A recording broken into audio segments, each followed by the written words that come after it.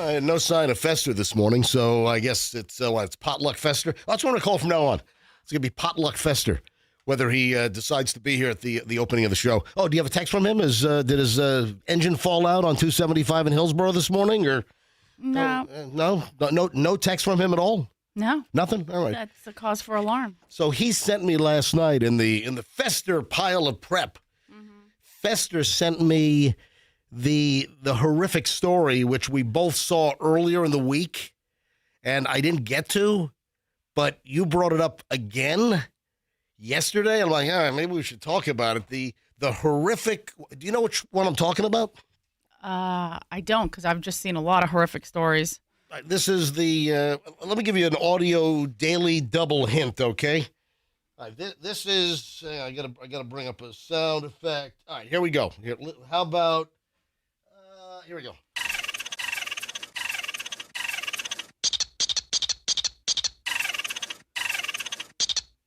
A horrific story? Yeah. I'm giving you a sound effect. I know. To give you a. I'm sorry, I can't really think of anything right now. All right, so we talked about this, and you were like, "Oh my God! Imagine the bad luck. Does that trigger anything?" The guy that finally go ahead. Do you know what it is? The guy that got the kidney transplant? Yeah. Yeah. And then the kidney had rabies? I mean, what the hell? Fester, thanks for joining us this morning. You're welcome. Glad you could make it. Thank you for being so gracious. Right, yeah. Yes. All right. Oh, wow. That's fantastic. Yeah, so I've had the raccoon rabies story all week in my pile. I just it's not a didn't raccoon. What'd I say? I think it was a skunk. Oh, skunk. Was it a skunk? I'm sorry, it was a skunk. Mm-hmm. Ultimately, it was a skunk. Oh, all right. So I think skunks make this noise as well. Yeah. I wouldn't. I think they do. Man, what a stroke of bad luck. You know how many people? How many people are on the nationwide kidney donor list? I mean, what are the odds? I mean, maybe play the Powerball tonight? I mean, you get such bad odds going in the awful direction. I mean, doesn't the universe owe you good luck odds going in the other direction? I think it's too late. Yeah, I mean, Powerball does that guy no good, right? Yeah, well, he checked out. He's dead. Yeah, I mean, that's just terrible. A dude in Michigan died of rabies after getting a kidney from another guy. That guy died of the disease, and he wasn't bitten. He was just scratched by a skunk. Mm-hmm.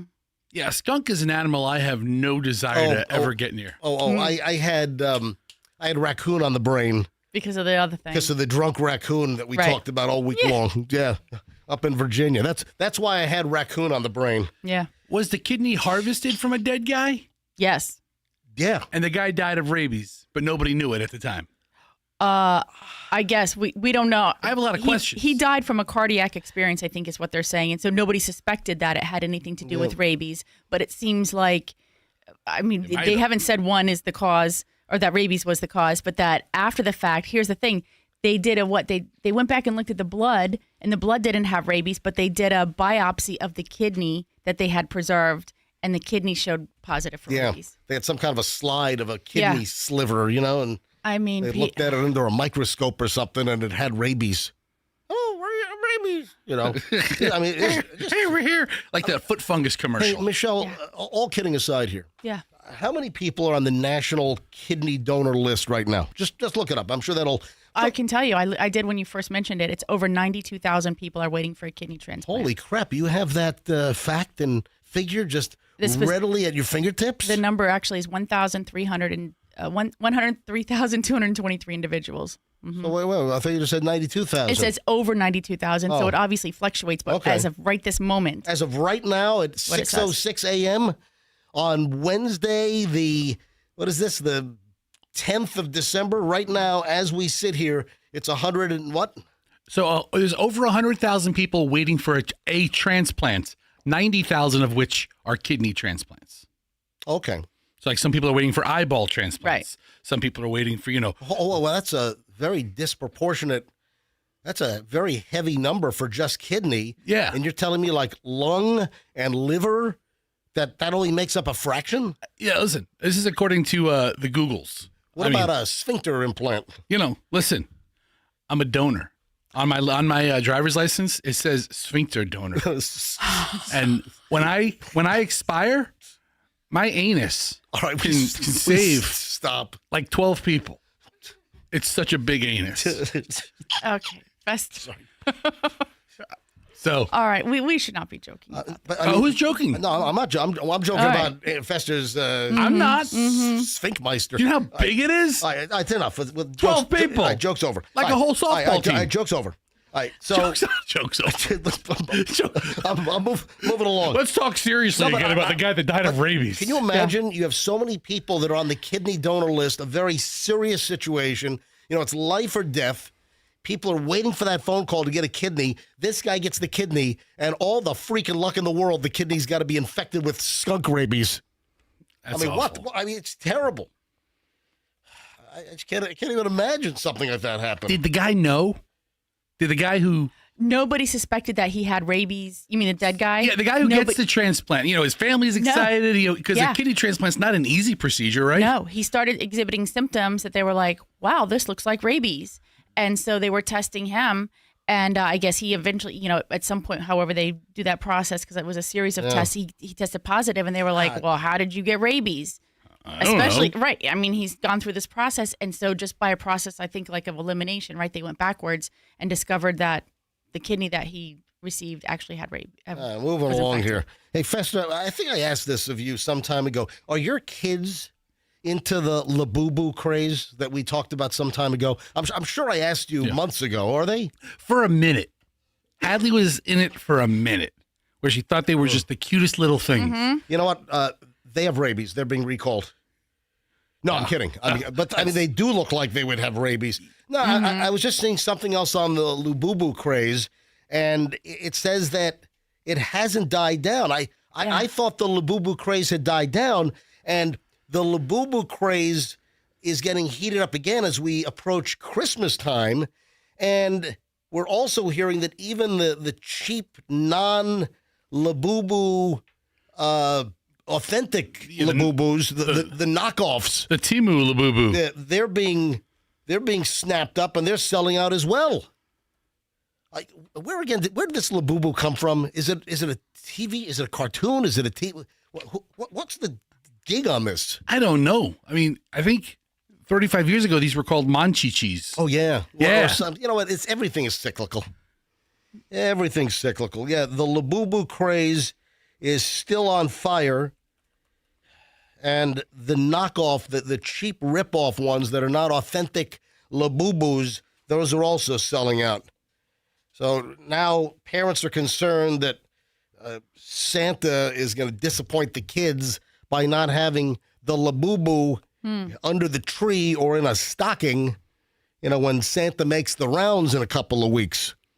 So there's a really bad feeling that Santa might be in for some bad PR, and it's all because of the freaking Labubus. Yeah. Well, Santa has tough times. So, you know what? If that little elf up at the North Pole quit wanting to be a dentist, maybe he'd crank out a few more Labubus. Do you know how important good dental care is in that temperature? I think that ran on network television last night. Oh, really? Yeah. We missed it? Yeah, I think, but it moved to NBC. Oh, really? Yeah, look that up quickly, Michelle. Didn't it used to be on ABC? It used to be on CBS. CBS was the Really? When I was a kid, it was on CBS, and you know that's when we'd see at the top of the hour, like 8:00. Yeah. And you knew it was like Frosty the Snowman, or oh, you know what? It might have been Frosty the Snowman on NBC. Can you look it up? Which old, what do they call it? Stop frame animation, right? Isn't that stop motion? Stop motion animation. So which holiday classic was on NBC on Tuesday, December 9? Was it Frosty or was it Rudolph the Red-Nosed Reindeer? Rudolph the Red-Nosed Reindeer was on, I think, December 5th. So Rudolph is... It might have been Frosty. Can you find it? Yeah, Rudolph was on December 5th with an encore presentation December 11th, which will be tomorrow. So Rudolph is the dentist one. Right. Yeah, that's the kid that wanted to be a dentist. Hermie. Herbie. Hermie? Herbie? Hermey? Hermie the elf. Was that it? Hermie? According to the Google. All right, so what was on last night? Frosty the All Snowman. right, so Frosty the Snowman was on NBC last night. I'm sorry. All those belong on CBS, and they got to bring back the old animation thing with the special thing that spins in a colorful circle. You know? Because that meant the freaking holidays. It wasn't the holidays until... And what was Burl Ives? Was he the dude with he was the snowman, right? Why are you asking me? I don't know, because you watched all these as a kid as well. Yeah, but I didn't get into like who the actor is voicing. Yeah. Oh, but he's famous. Burl Ives? Yeah, oh yeah. Okay. Famous dude.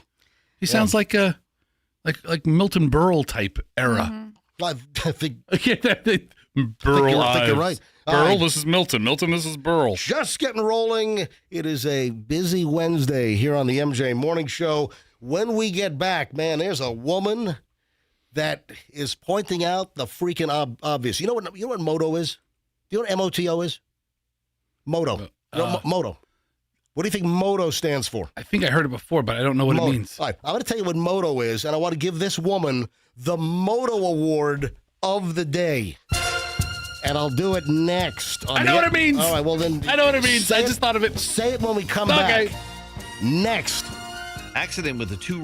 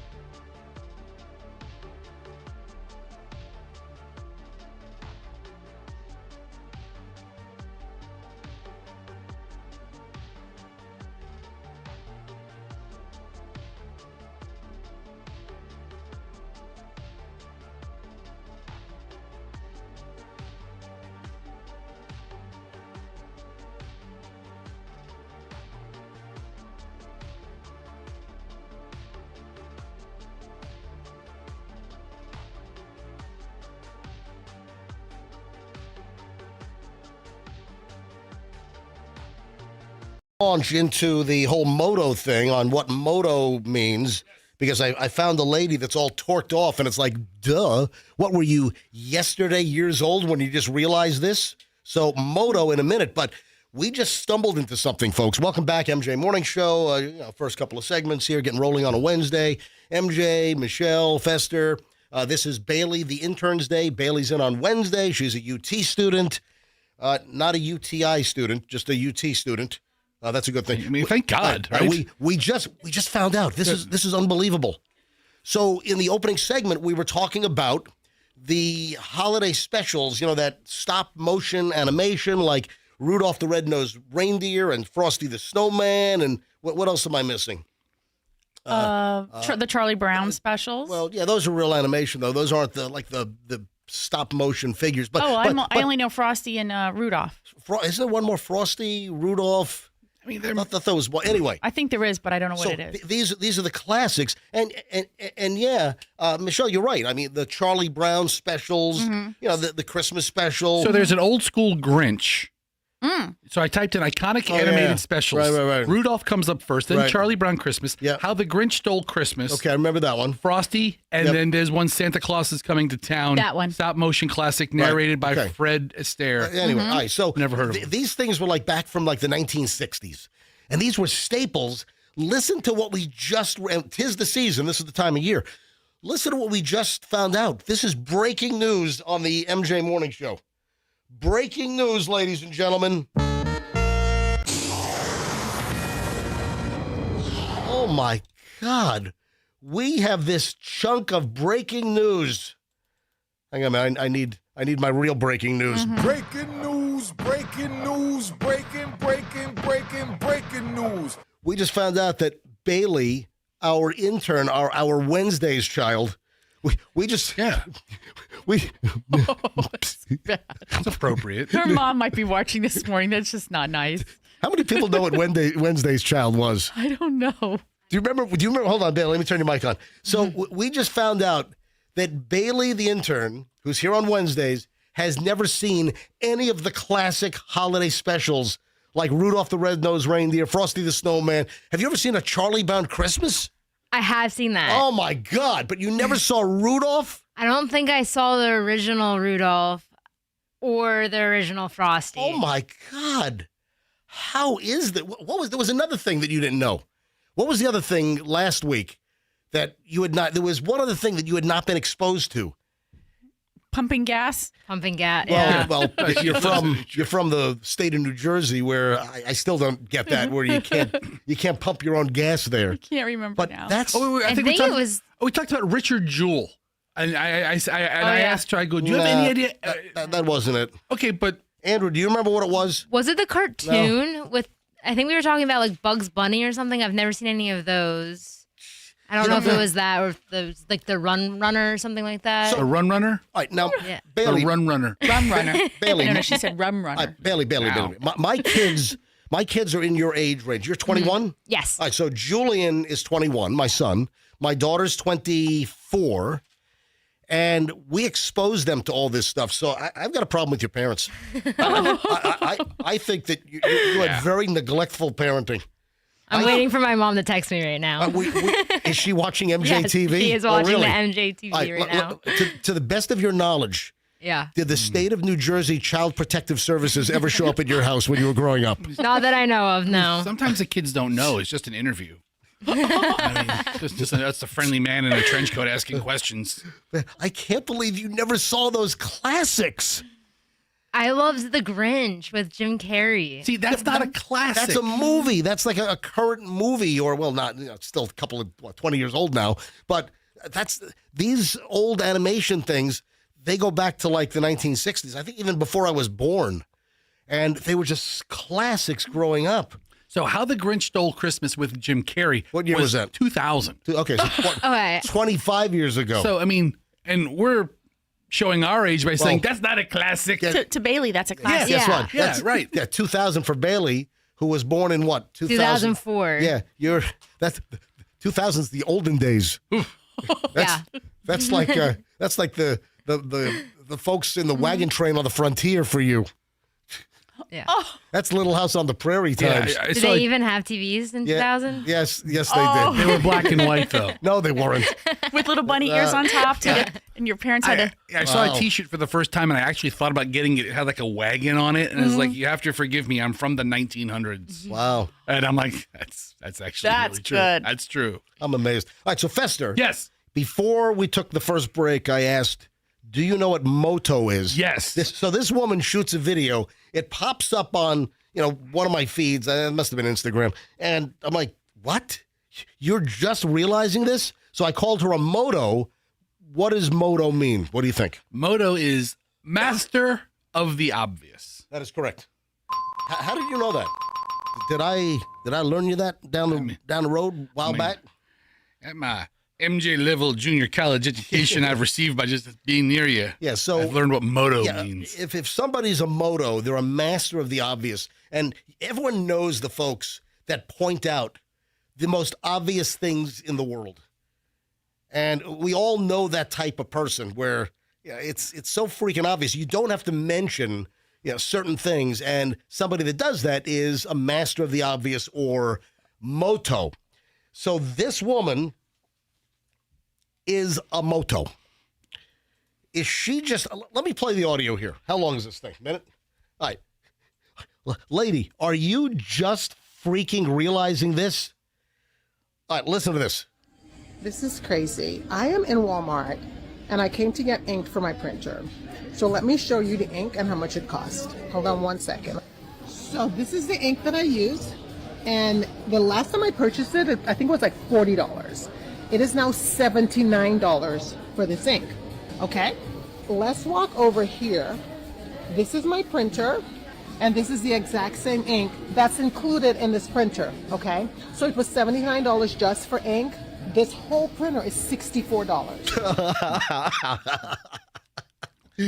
Duh.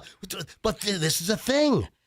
They suck you in with like these cheap printer prices, and then they completely have their way with you when it comes to putting the cartridges in. Why hasn't there been a federal investigation on cartridge robbery? I mean, that's terrorism.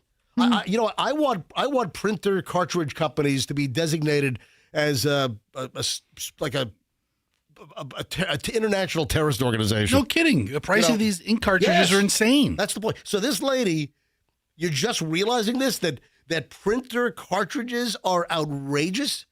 So I've got a office printer. I like the HP, the big HP printers that you'd find in like an office. Okay. And I've always liked those printers because they're spitting out like 55 pages a minute. I mean, they're just, and you put in the extended range or the extra large toner cartridge in the HP printer that I have, and the cartridge, if you get like the HP original, the cartridge is like $450. Yeah.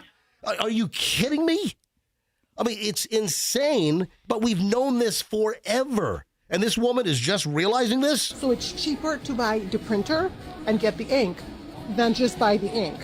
But I went online. Also, a lot of times with the free ink that they give you with the printer, it's like a smaller amount. It's like smaller volume. Yeah. They're not giving you a deal. Yeah, they rope you in, you print like 3 pages, and then you get the flashing out of ink warning on the...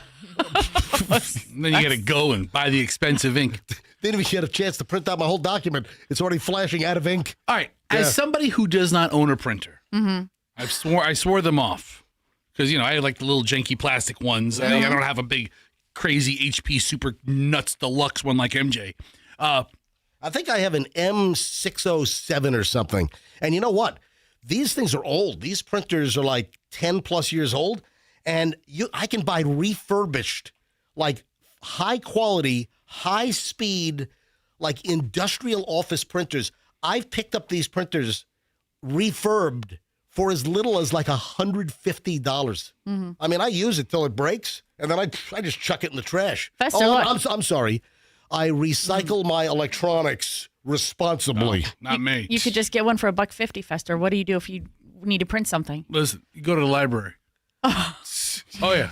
I'll go to the library. I get 5 free prints a day.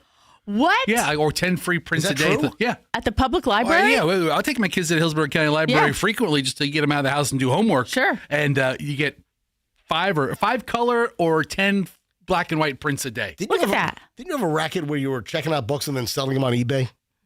Yeah.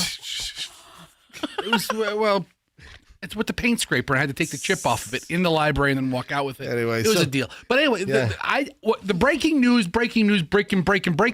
Hold on. You mean Breaking news, breaking news, breaking news. 4 break-ins. Wow, Yeah. that's a lot. What I learned from that woman, I knew ink cartridges were a lot. If you would have said, what's more expensive, the actual printer or the refill, I probably wouldn't have guessed the refill is more expensive than the whole printer. that was a Canon, by the way. She's showing a Canon printer. Julie Jensen is her name, and she recorded herself, in Walmart. That's the audio you just heard. And she was shopping for ink for her Canon printer, and the replacement ink was $79, and the whole freaking brand new printer with all of the different colors for the inkjet, $64. So, what did she do? And it's online. You can purchase the ink for $33. This is just not making sense to me. So I went up to customer service. I'm like, this ink is $33 online. It is showing up for $79 in store. I've always paid like $40 for ink. Right. Yeah, and I understand. Even then, it's highway robbery. I mean, Yeah. people complain about gas when it's $3.50, $4 a gallon. Do you know what a gallon of like this inkjet ink would be like $12,000 a gallon? It's like gold. It is. So what I do, and then enough printer talk. Well, I'm invested in printer ink The futures. price goes up. Can you honor the price online? No, we can't honor the prices online because we kind of want to gear you to what's purchasing online. Anyway, so she just realized. So what I do with my printer, I don't buy the HP like OEM, certified factory cartridge. No, I buy these knockoffs on Amazon for like $49. Seriously, I buy the big extended range, and it's like the printer cartridge, like the 92X or whatever it is, designated by HP, and it's like $450 for an actual official certified authentic HP cartridge. I get the same damn thing for like $40 with some knockoff. And listen, I don't think I always get the same yield. Maybe it's a little less anyway. But still, the whole printer racket, someone needs to go to jail. I mean, there needs to be a congressional investigation, and somebody needs to go to jail. That's what I want. I'm going to talk to my senators here in Florida and my House of Representatives. You call your congressperson? Yeah. Oh yeah, absolutely. All right. Morons in the news next. Man, I got a crazy pile of morons in the news. The favorite feature for many MJ Morning Show listeners, morons in the news next on the MJ Morning Show here on Q105. Stand by. International Diamond Center, IDC, folks. What is it about IDC that makes them so special? Listen, I've been doing the endorsement spots for IDC for a long time. I've known the family that owns IDC for decades, and they just care about you. They care about the customer, and it shows. When you go in there, there's no high-pressure sales. They don't have commissioned salespeople. And right now for Christmas at International Diamond Center, IDC, everything's affordable. Huge savings, and then zero-interest financing is available. So IDC is going to make shopping really easy this year. How about 60 months, 5 years of zero-interest financing or up to 40% off? So it's your choice. You get to make the decision here.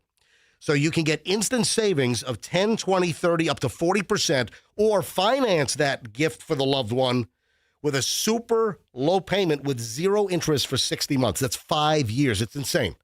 The selection is unbelievable. For your holiday gifts this Christmas season, you want IDC. Selection is amazing. Engagement rings also. You don't go to any other place when it comes to engagement rings. It's IDC. Tampa, Clearwater, Lakeland, and Sarasota. Tell them that MJ sent you. The Kemp Law Group, Stacy Kemp, the whole team over there, they also care about you. Make sure that you find a firm where, they're accessible. They'll return phone calls, that the firm is not so huge that there are thousands and thousands of cases, and you're just, you're like a bingo ball, just floating around in one of those bingo hall spinners. Now, when you deal with the Kemp Law Group, you have a relationship, and they're gonna walk you through every step of your case. If you're in an accident, you're hit by a reckless driver, a distracted driver, you're hurt, you have property damage, you've missed work. I mean, this stuff adds up, folks, and you deserve to recover. You don't pay a dime to the Kemp Law Group until they recover for you. Same thing with a slip and fall in a store or restaurant or wherever. Accident or fall, you call Kemp Law and tell them that MJ sent you. Traffic's on 637 and morons in the news next.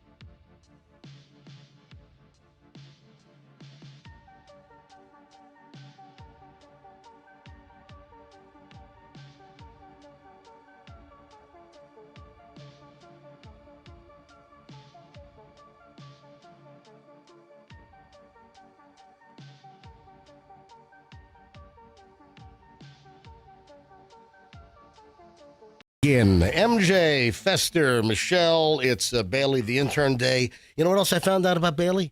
I found out that she participated in a very charitable operation yesterday, which we've got to talk about. I'm very proud of you. Oh. You know what? You're not just some millennial. What are you? You're Generation Z. You're Gen Z. Yeah, you're not one of these carefree because I got a couple of Gen Z stories today, which I'm not seeing you exhibit this behavior, but there's some Gen Z behavior that's horrifying. Horrifying, I say. I got something else that I found out about Bailey this morning. Well, hang on. Okay. When we talk about Bailey's charitable work over the last couple of days, was this yesterday? Yesterday was the bike build. It's a teaser. You don't give it away. We'll talk about that. Just teasing. I'm building up the crescendo. There's two really big events. Okay, that's a better tease than there we go. Exactly telling us what you did. All right, the whole segment over. All right, morons in the news, folks. If you think you're helping Lowe's out when a guy tries to shoplift at the hardware store and you shoot the shoplifter, that's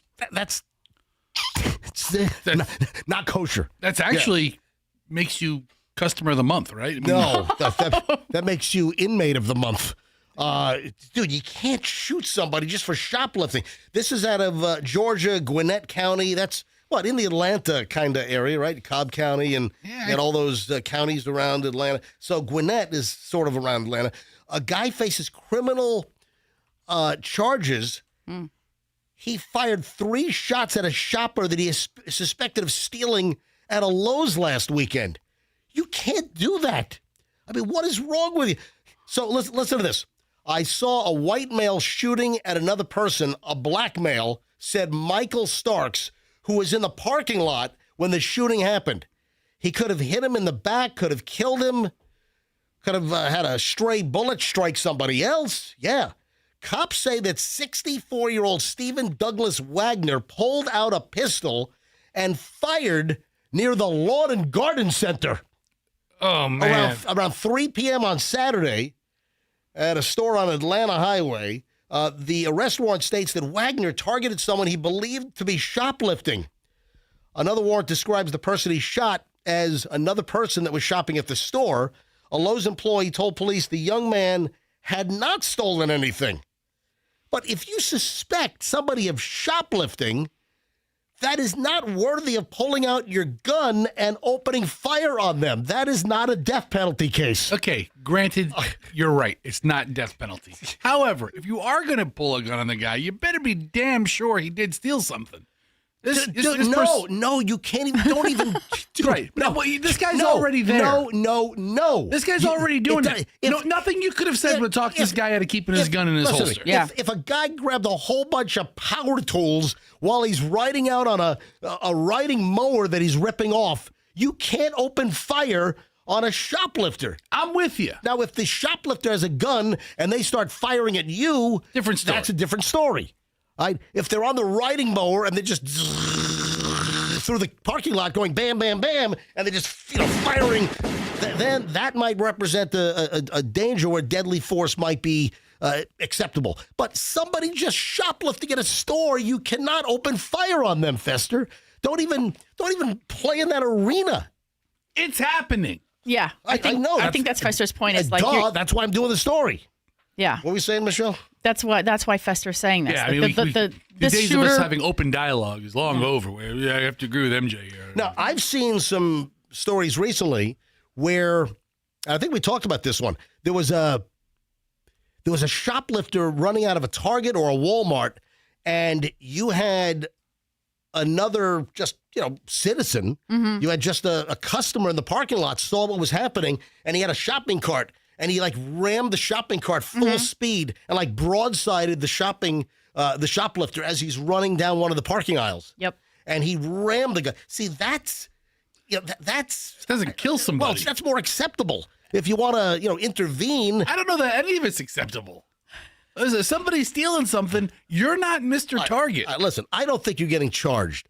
If there's a shoplifter at Walmart, Target, wherever, and they're running out of the store with a whole bevy of ripped-off shoplifted items, and if you're Joe customer in the parking lot, or maybe you're Joanne customer, right, and you want to ram that person with the shopping cart and take them out, broadside them, send them sprawling onto the pavement, I don't know you're going to get charged with anything on that. But if you pull out a gun and shoot somebody that's just stealing, that you cannot do. And I was just a little concerned, Fester, that you said, if you shoot somebody, you better make sure they were stealing. No, it doesn't matter. I'm a little concerned that we're even doing this. He said, my God. if. Do we not have a sarcasm-based morning show here? Are we super serious all the time? Yes. I'm very concerned. I'm concerned about you, dude. Are you? Yeah, really. What do you think? I have a tumor or something? You might want to get that checked out. Additional morons in the news on the MJ Morning Show. Let's move it down here to Florida. Are you sure? Yeah, Broward woman. Can we joke about it? Faces a felony charge for throwing chicken at the victim's face. Oh, you should never throw chicken. How reprehensible is that? Yeah, Pompano. MJ, what a villain. Oh. Pompano Beach, 25-year-old woman facing an aggravated battery charge after Broward Sheriff's Office deputies said that she threw chicken at a person during a fight and then pulled a knife on her. Was it like a whole chicken or just like parts of chicken? Or fried chicken? Or was it just tendies? Right. I need more information. I know. According to the Broward Sheriff's Office, the incident happened late last week, a little after 10 p.m. Deputies said that Jamisha Tashay Wallace threw a piece of chicken in the victim's face after a verbal argument led to a physical fight. Now, to answer your question, we do not know whether this was raw chicken or whether the chicken was cooked. Now, I'm wondering if the prosecutors, if it was raw chicken, could there be enhanced charges for the potential of salmonella poisoning? I mean, that's just the cross-contamination. Exactly. It's just disgusting. Salmonella. Salmonella is actually the name of the prosecutor. Yeah. I'm Salmonella. Nice to meet you. So the woman then went upstairs, then grabbed the kitchen knife from her apartment, and then pointed the knife at the woman anyway. So we've got assault, a battery with a chicken. I don't know if it was seasoned with salt. And then we have the woman ran up to her apartment and got a knife, and then came down and threatened the person with a knife as well. If we were making jokes, I would say something like, "Oh wow, throwing chicken at me is what I call foreplay." But since we're reeling in the jokes in the more on the news segment, I'm not going to say that. Hey, Michelle, yes. Can you look this up? Did I read somewhere that if you have the proper amount of iron in your diet, that could stave off or be helpful in preventing dementia, Alzheimer's? I know you always get these studies that pop out. Make sure you have a diet rich in this. There was a recent story about preventing dementia. Okay. I'm trying to think of what it was. It sounds like you have dementia trying to recall the story. I think you're right. All right, so again, let's stay in Florida. This is Coral Springs. And the mother didn't have an iron deficiency because the son tried to beat mom over the head with a metal frying pan. Oh. Yeah.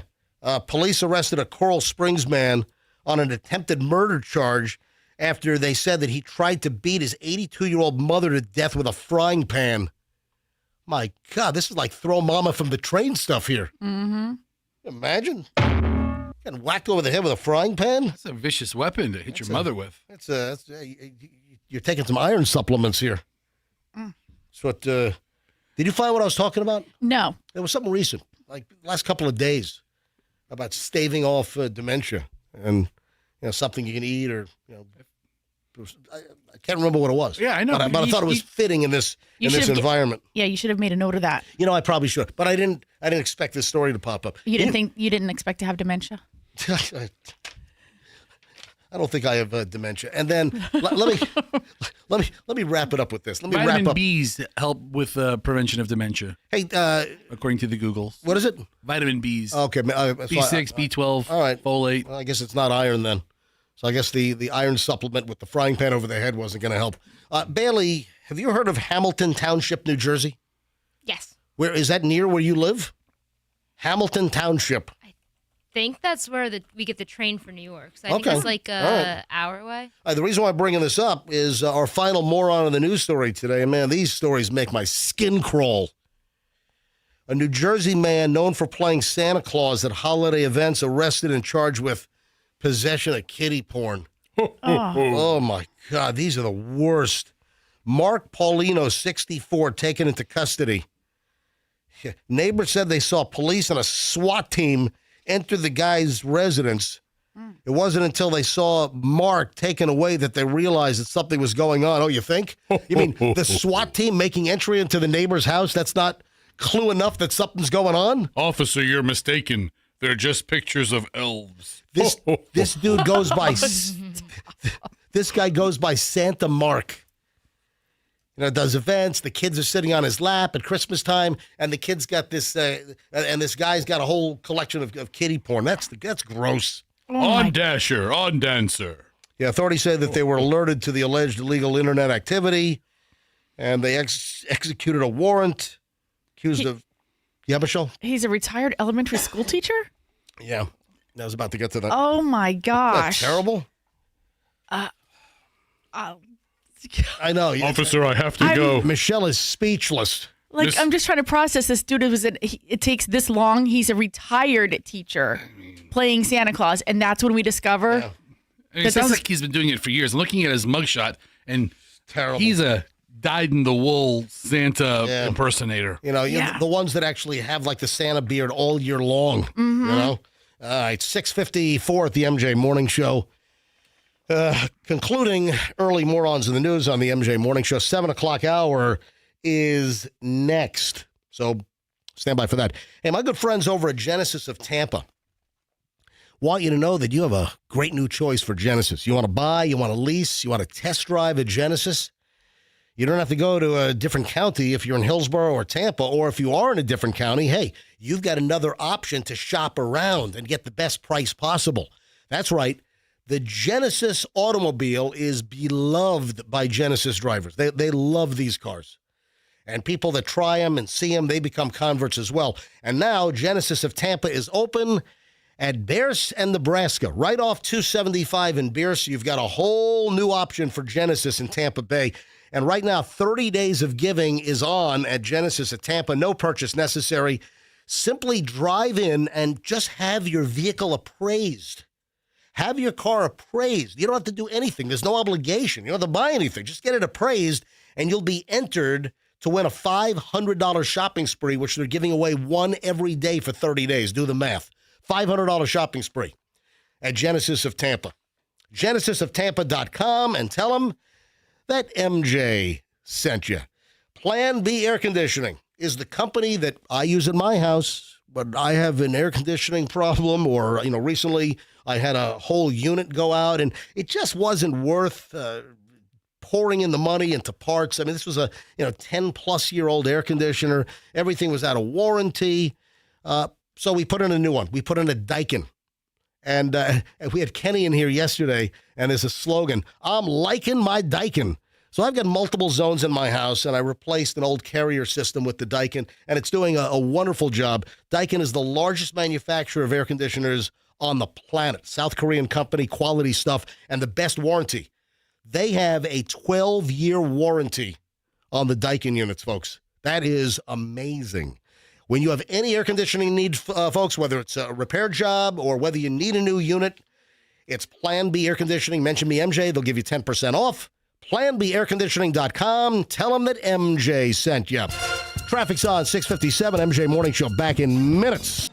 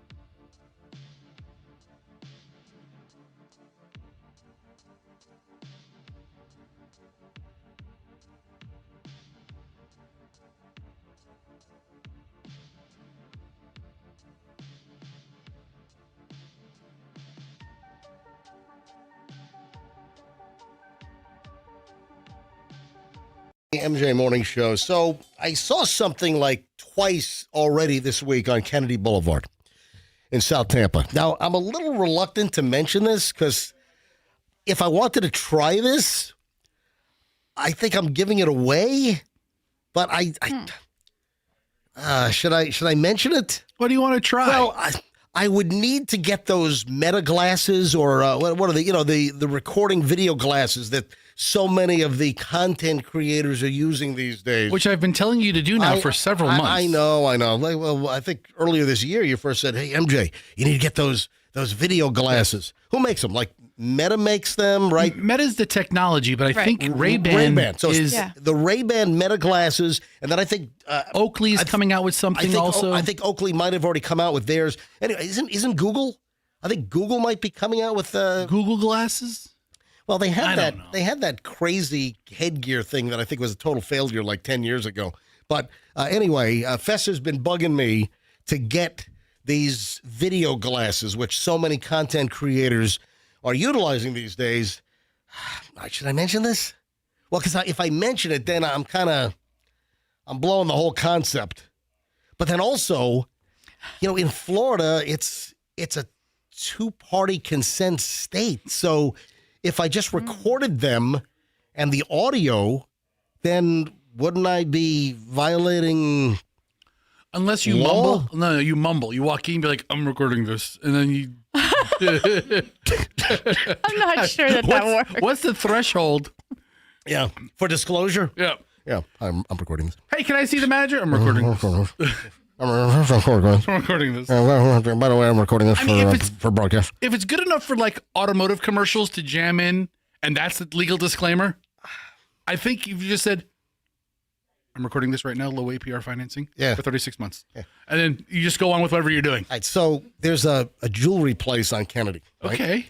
And I've noticed that they have some dude who might or might not be homeless holding a sign like in traffic almost, right on the side of the road. We buy watches.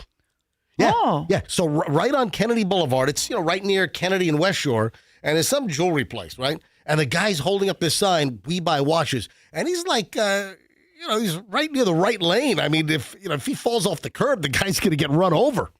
Oh, no. So I thought it'd be funny to roll in there with like a beat up $8 Casio. Do you have a beat up $8 Casio, or are you going to go buy one and beat it up? No, I have that. I've got the Casio, the W, the F, whatever it is. I've got that cheap Casio that's like a $10 watch. Mm-hmm. And it's known as the terrorist watch because, a lot of the terrorists in Afghanistan and Iraq, they were found wearing this watch because it's cheap. And also, I think it can be used for like a timing device for like a bomb. Is it the Casio F91? Yeah, it's the F91W. So I think the one I have, I think I paid like $10 a couple of years back on Amazon, right? So I think it'd be funny just to do hidden video, roll in there with just demand that, it's worth 10 grand or something. What about like the watches with the calculator on them? Remember those? Oh, yeah. Yeah. How much will you give me for this? I think they're trying to buy like expensive like Rolexes and Patek Philippe and Audemars Piguet and that, that kind of stuff. Omegas and Cartier. I mean, honestly, all of these content creators who are videoing people in restaurants or trying to get reactions, but none of them have any kind of two-party consent. They're paying a guy. Yeah. They're paying a guy to hold the sign on the side of the road on Kennedy. We buy watches. Would that be funny if I walk in there with just a hunk of crap demanding big money for my Casio watch? You're crazy, sir. It's worth much more than that. A bunch of rip-off our artists around here. Listen, I got a sham operation you running. I don't want to thwart holiday cheer here. Mm-hmm. But now we didn't do anything this year, but we've been to friends' houses in the past. I know that many people have done this. And is this rude? I mean, how do you do this? So Thanksgiving dinner, which that was a couple of weeks back. Right. Then we've got Christmas dinner coming up for many, many people. where the family and friends are gathered around the table. And I've got a hygiene question. When you're gathered around the table and you hold hands, Yeah. is that rude then to take out your antiseptic wipes to then... listen, let me just cut to the chase. What if the person sitting next to you at the Thanksgiving dinner or the Christmas dinner, what if they have poopy hands? I mean, what if they didn't wash their hands? I mean, it's a possibility. I mean, you hold somebody's hands, and then what? You're going to reach in, grab a biscuit, and put it in your mouth? And how do you know where the person you're holding hands with at the table, how do you know that they wash their hands? I mean, do you discreetly carry like a little tube of hand sanitizer and you yourself right after you're holding Uncle Earl's hand? Yeah, how do you know that Uncle Earl doesn't have fecal fingers? I mean, seriously. Yeah. Fecal. I'm just saying. I want you to know, So, not very good at wiping. so is that rude that if you're sitting Happy at, holidays. you know, you're sitting at, Is that something you share, Fester, I at mean, the table? maybe if Uncle Earl cared about the health of everybody. Hey, if I were you, I'd put hand sanitizer on after this prayer. is that rude? You whip out the hand sanitizer after you're holding hands. Let's say you do a little prayer, or somebody's offering, hey, we're gathered here, family and friends for the Thanksgiving season, for the Christmas season. I mean, you're holding someone's hand on the left and the right, and what happens? What if you get a double whammy fecal finger deal? Ew. What if you have fecal fingers to the left? You have fecal fingers to the right. Maybe mom who just changed a poopy diaper. Exactly. My name is Earl, like E. coli. E. Starts with an E, like E. coli. Earl coli. E. coli. Nice to meet you. So Uncle Earl coli. I'm just thinking about this. So, I mean, is that like rude if then you whip out your Germ-X or your what is it, Purell, and you start squirting yourself at the table? Or Michelle, you like those the medical wipes? What brands are those? PDI. Yeah, Michelle likes the PDI medical wipes. Why couldn't you just have like a medical wipe on your lap, like discreetly, and just take care of your hands and not make a big whoop about it, That's and let great. everybody else get disease dressing, like stealth. yeah. It's like a stealth operation. You do your hand cleaning under the table if you're concerned about fecal fingers to the left and fecal fingers to the right. I mean, well, you got to figure one of the sides is probably your spouse, right? I mean, do you? No, sometimes they split you up, Yeah, right? Because it's a exactly. family thing. Yeah. Oh man, Yeah. That's what I was thinking about. And listen, I don't know where the hell Michelle's hands have been. that's a good point. I mean, we don't know. Okay. I mean, nobody knows where anybody's hands have been. I am like the worst. I'm such a notorious hand washer. It was the first thing I do when I come in the house, and I wash my hands literally after everything I touch. Yeah. It's so bad. I touch a cabinet, I touch a count. I'm like, oh, better wash my hands because you never know who's touched it last and where their hands have been. Oh, fecal Freddy coming over. Yeah. Hey, this Fester. guy- You point to him.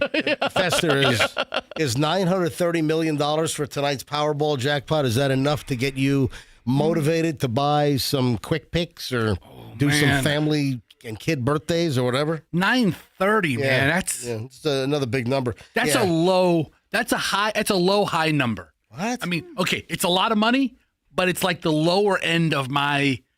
I don't get out of bed for this much money for the lottery. Man, that one snuck up on me. I don't remember it being like 600 million, 700 million, 800 million. And then suddenly I'm like, the next Powerball jackpot I see is $930 million tonight. Wednesday, December 10th. Drawing coming up, a minute before 11 o'clock tonight? Are you going to play, Fester? You know what? Hasn't Powerball tickets gone up in price? Yeah, well, they added something. Yeah. Because I end up, what do I end up spending? I can't remember what they did, but they added some kind of feature. Mega Bowl? Mega Millions went up is Mega Millions what went up. Andrew's saying. But All I right. think the one that I play with Powerball's like $3 a ticket. I think I do, it's $2 per play, and then I think I add the extra buck. the power play. Yeah, I don't add. Yeah, there are two little things you can add. I add the power play is what I add. So Michelle, we ought to. I mean, 9:30 is I think a trigger point for me to go. All right. This is your deal. I have no idea how to do this. My undivided attention is focused on these Powerballs at $1 billion. I mean, That's your threshold, billion? I mean, $1 billion. That's why it's like 930 is a high number, but it's like the lowest of the high numbers. Okay, but will it get to $1 billion? Not this cycle. No? It's not going to jump 70 million. If it doesn't hit a winner, maybe in 1 or 2 cycles, it'll be $1 billion. Oh, it takes that long. And then, in a week. Huh. Because they have like 2 drawings a week. So if nobody wins today, nobody wins next time, then maybe it'll be $1 billion this time next week. All right, so Michelle, let's stop on the way home after the show. Let's get a couple of quick picks, right? Why not? All right. And Powerball has 3 drawings a week. So what do they have? They have like Saturday, Monday, Wednesday. Yeah, that's Powerball. All right, moving along here. It's the holiday season, obviously, and when we had Halloween, you had all the pumpkin spice lattes that were hitting the coffee shops. Well, I've got the latest round of holiday drinks for the Christmas season, for the wintertime season, and I have a couple of drinks that a doctor is saying are the most unhealthy holiday fast food items, including what they're saying are very sought after and highly reviewed and beloved holiday drinks at Starbucks and Dunkin' Donuts. Oh, I bet you they're all delicious. Yeah. So Dr. Arnie Horniman, he has released his list of holiday drinks where he claims the barista's trying to murder you, trying to kill you. Oh.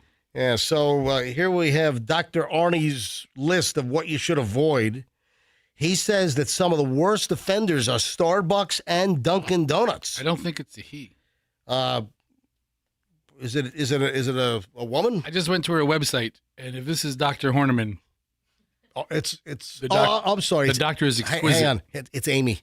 The M looked like an R and an N next to each other. Oh, I'm sorry. It's Dr. Amy Horniman. It's AMIE. It's an attractive blonde. All right. So thank you, Fester. I got a couple of physicals I need to have with Dr. this one. Dr. Amy looked like Arnie. It looked like ARNI, but it's AMIE. Dr. Horniman says the worst offenders, Starbucks and Dunkin' Donuts, they try to outdo themselves every year with their new holiday, froths and all these holiday drinks. So here we go. Here's the latest. At Starbucks, the list of worst offenders. The peppermint mocha chestnut praline latte. Oh my God, I love what the hell? Those are my favorite things. The peppermint mocha chestnut praline latte. I love peppermint. I love mocha. I'm down with chestnuts, although I don't know what that does. Dude, it sounds like there was an accident on the road with all these different trucks carrying this merchandise, and they all smashed into each other. The peppermint truck hit the mocha, and the chestnut praline truck. And then the other thing at Starbucks, which is not good for you, is the caramel brulee latte. Is it caramel brulee? Yeah, it's caramel brulee latte.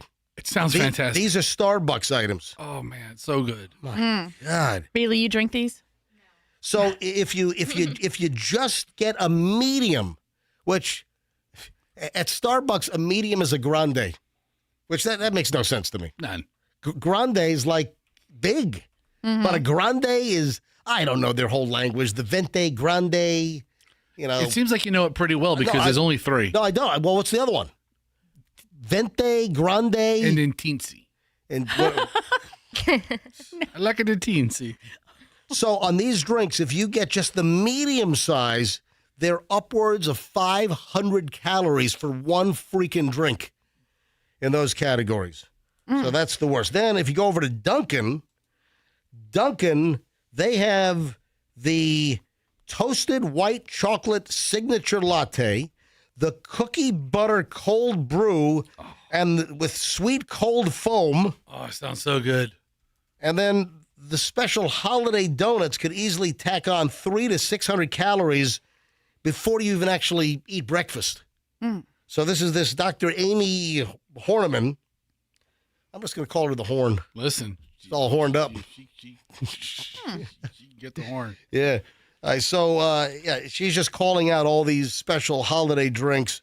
Oh, and then there's also something at Trader Joe's The Trader Joe's Candy Cane Joe, Jingle Jangle Mix, Danish Kringle, and their Peppermint Bark at Trader Joe's are all calorie bombs. They sound fantastic. It sounds like everything I want to eat for the holidays. I'm just giving you a heads up. All right, listen, this is rough. I don't know how to mention. I just got to say it. But this is.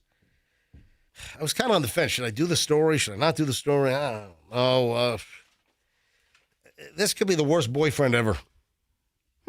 Okay.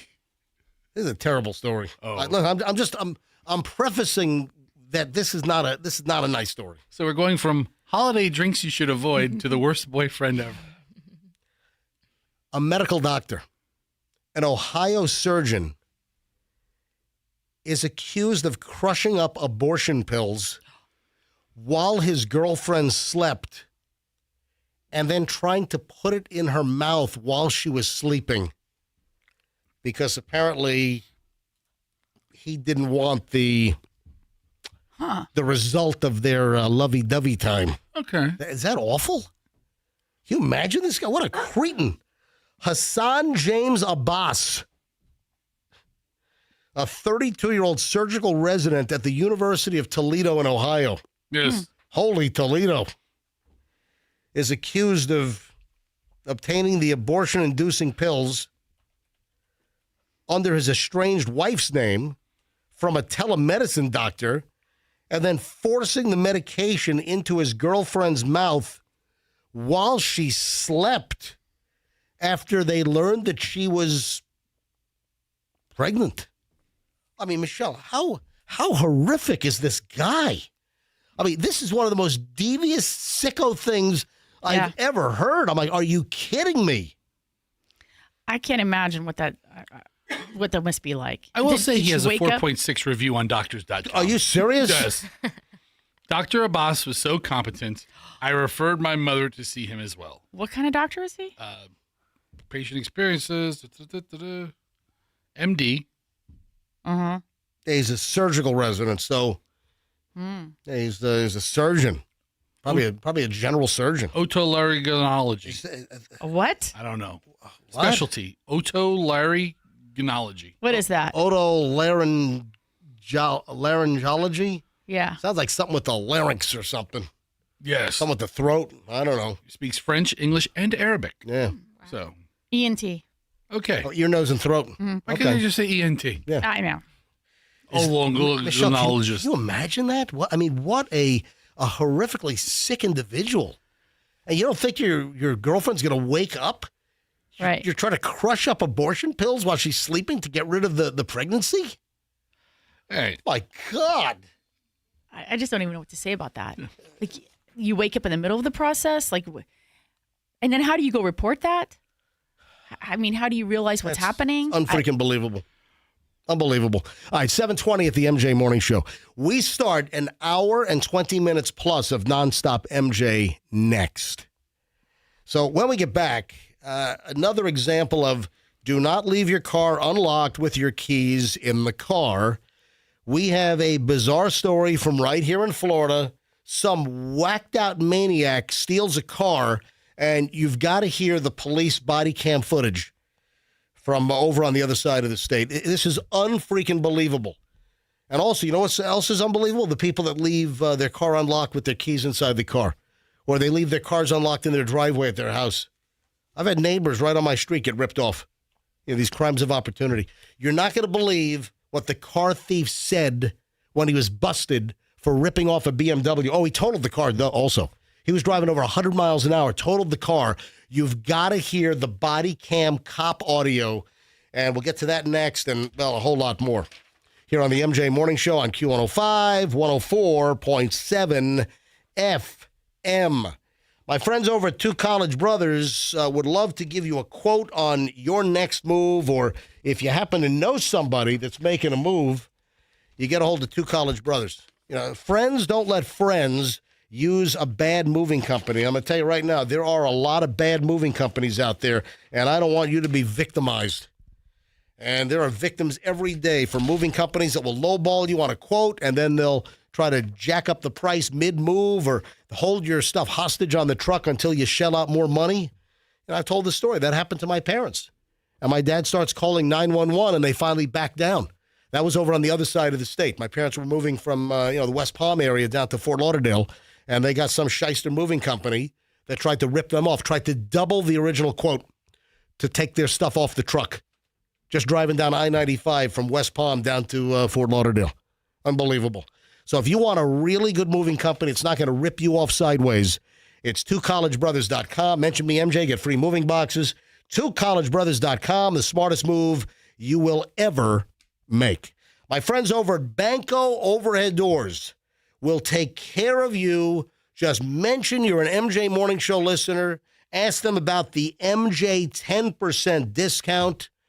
The bottom line is, if you have anything garage door related, the only garage door company that I can recommend here on the MJ Morning Show is bancodoors.com. B-A-N-K-O. Bancodoors.com. You can bank on Banco. How about giving a gift to your home this holiday season? How about getting the LiftMaster 6690? Yeah, so at Banco, they will gladly install this amazing garage door opener with the MyQ technology. You can control and monitor your garage door from your smartphone anywhere in the world. And right now, save up to $75 on a premium series opener from Banco, like the LiftMaster 6690. 360 adjustable camera. I mean, you can see video, who's coming and going on your phone. If you go on a vacation, did you leave the garage door open? You can check. If you did, you close it. Even you're going to work. Oh, did I close the garage door? Just check your phone. It'll tell you. Oh, I did. Oh, let me close it. Any garage door service, folks. Broken spring, tension wire, anything you need garage doors, it's Banco. Bancodoors.com. Bank on Banco. Tell them MJ sent you. Traffic's on at 7:24. MJ Morning Show back in minutes.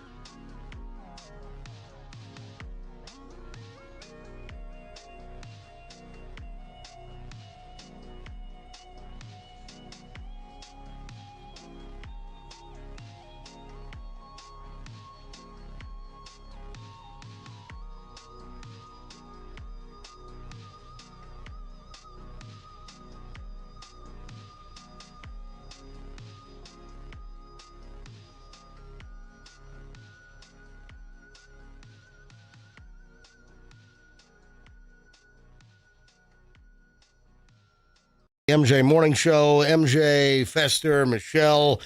It is intern Bailey Wednesday, and she did such a lovely good deed yesterday. We'll talk about that in just a bit. But I do have concern. And I want to make sure your work was backed up, because I have this terrible vision in my head with your charitable work yesterday, and I'll explain in just a matter of moments. Also, Michelle, I did not discuss this with you.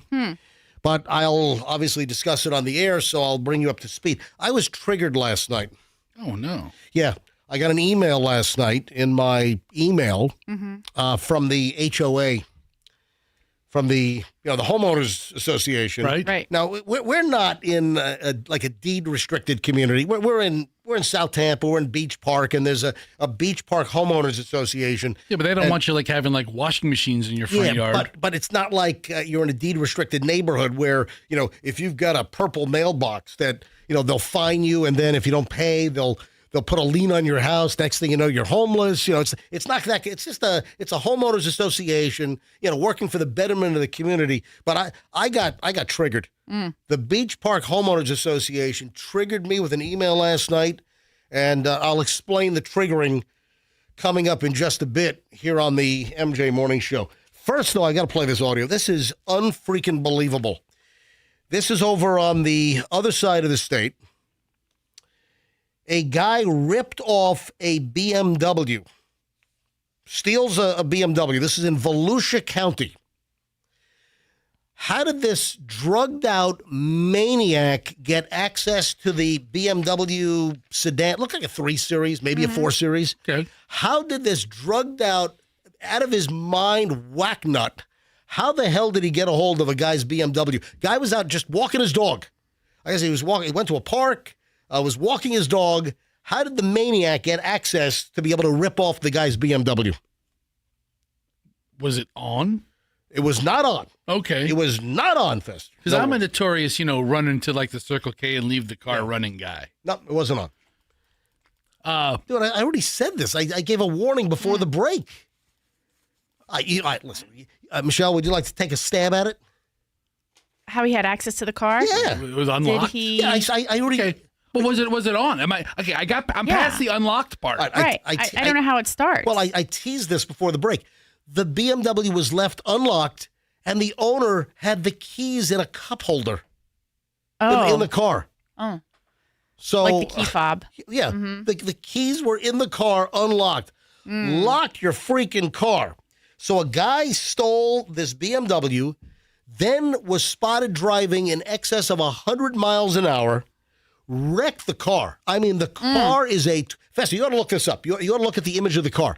This BMW over in Volusia County, other side of the state, this car is a mangled, twisted mess. It's unbelievable this guy walked away from this, because the car is unrecognizable. You know when you see those wrecks where it looks like the front end was chewed up by like a car crusher machine?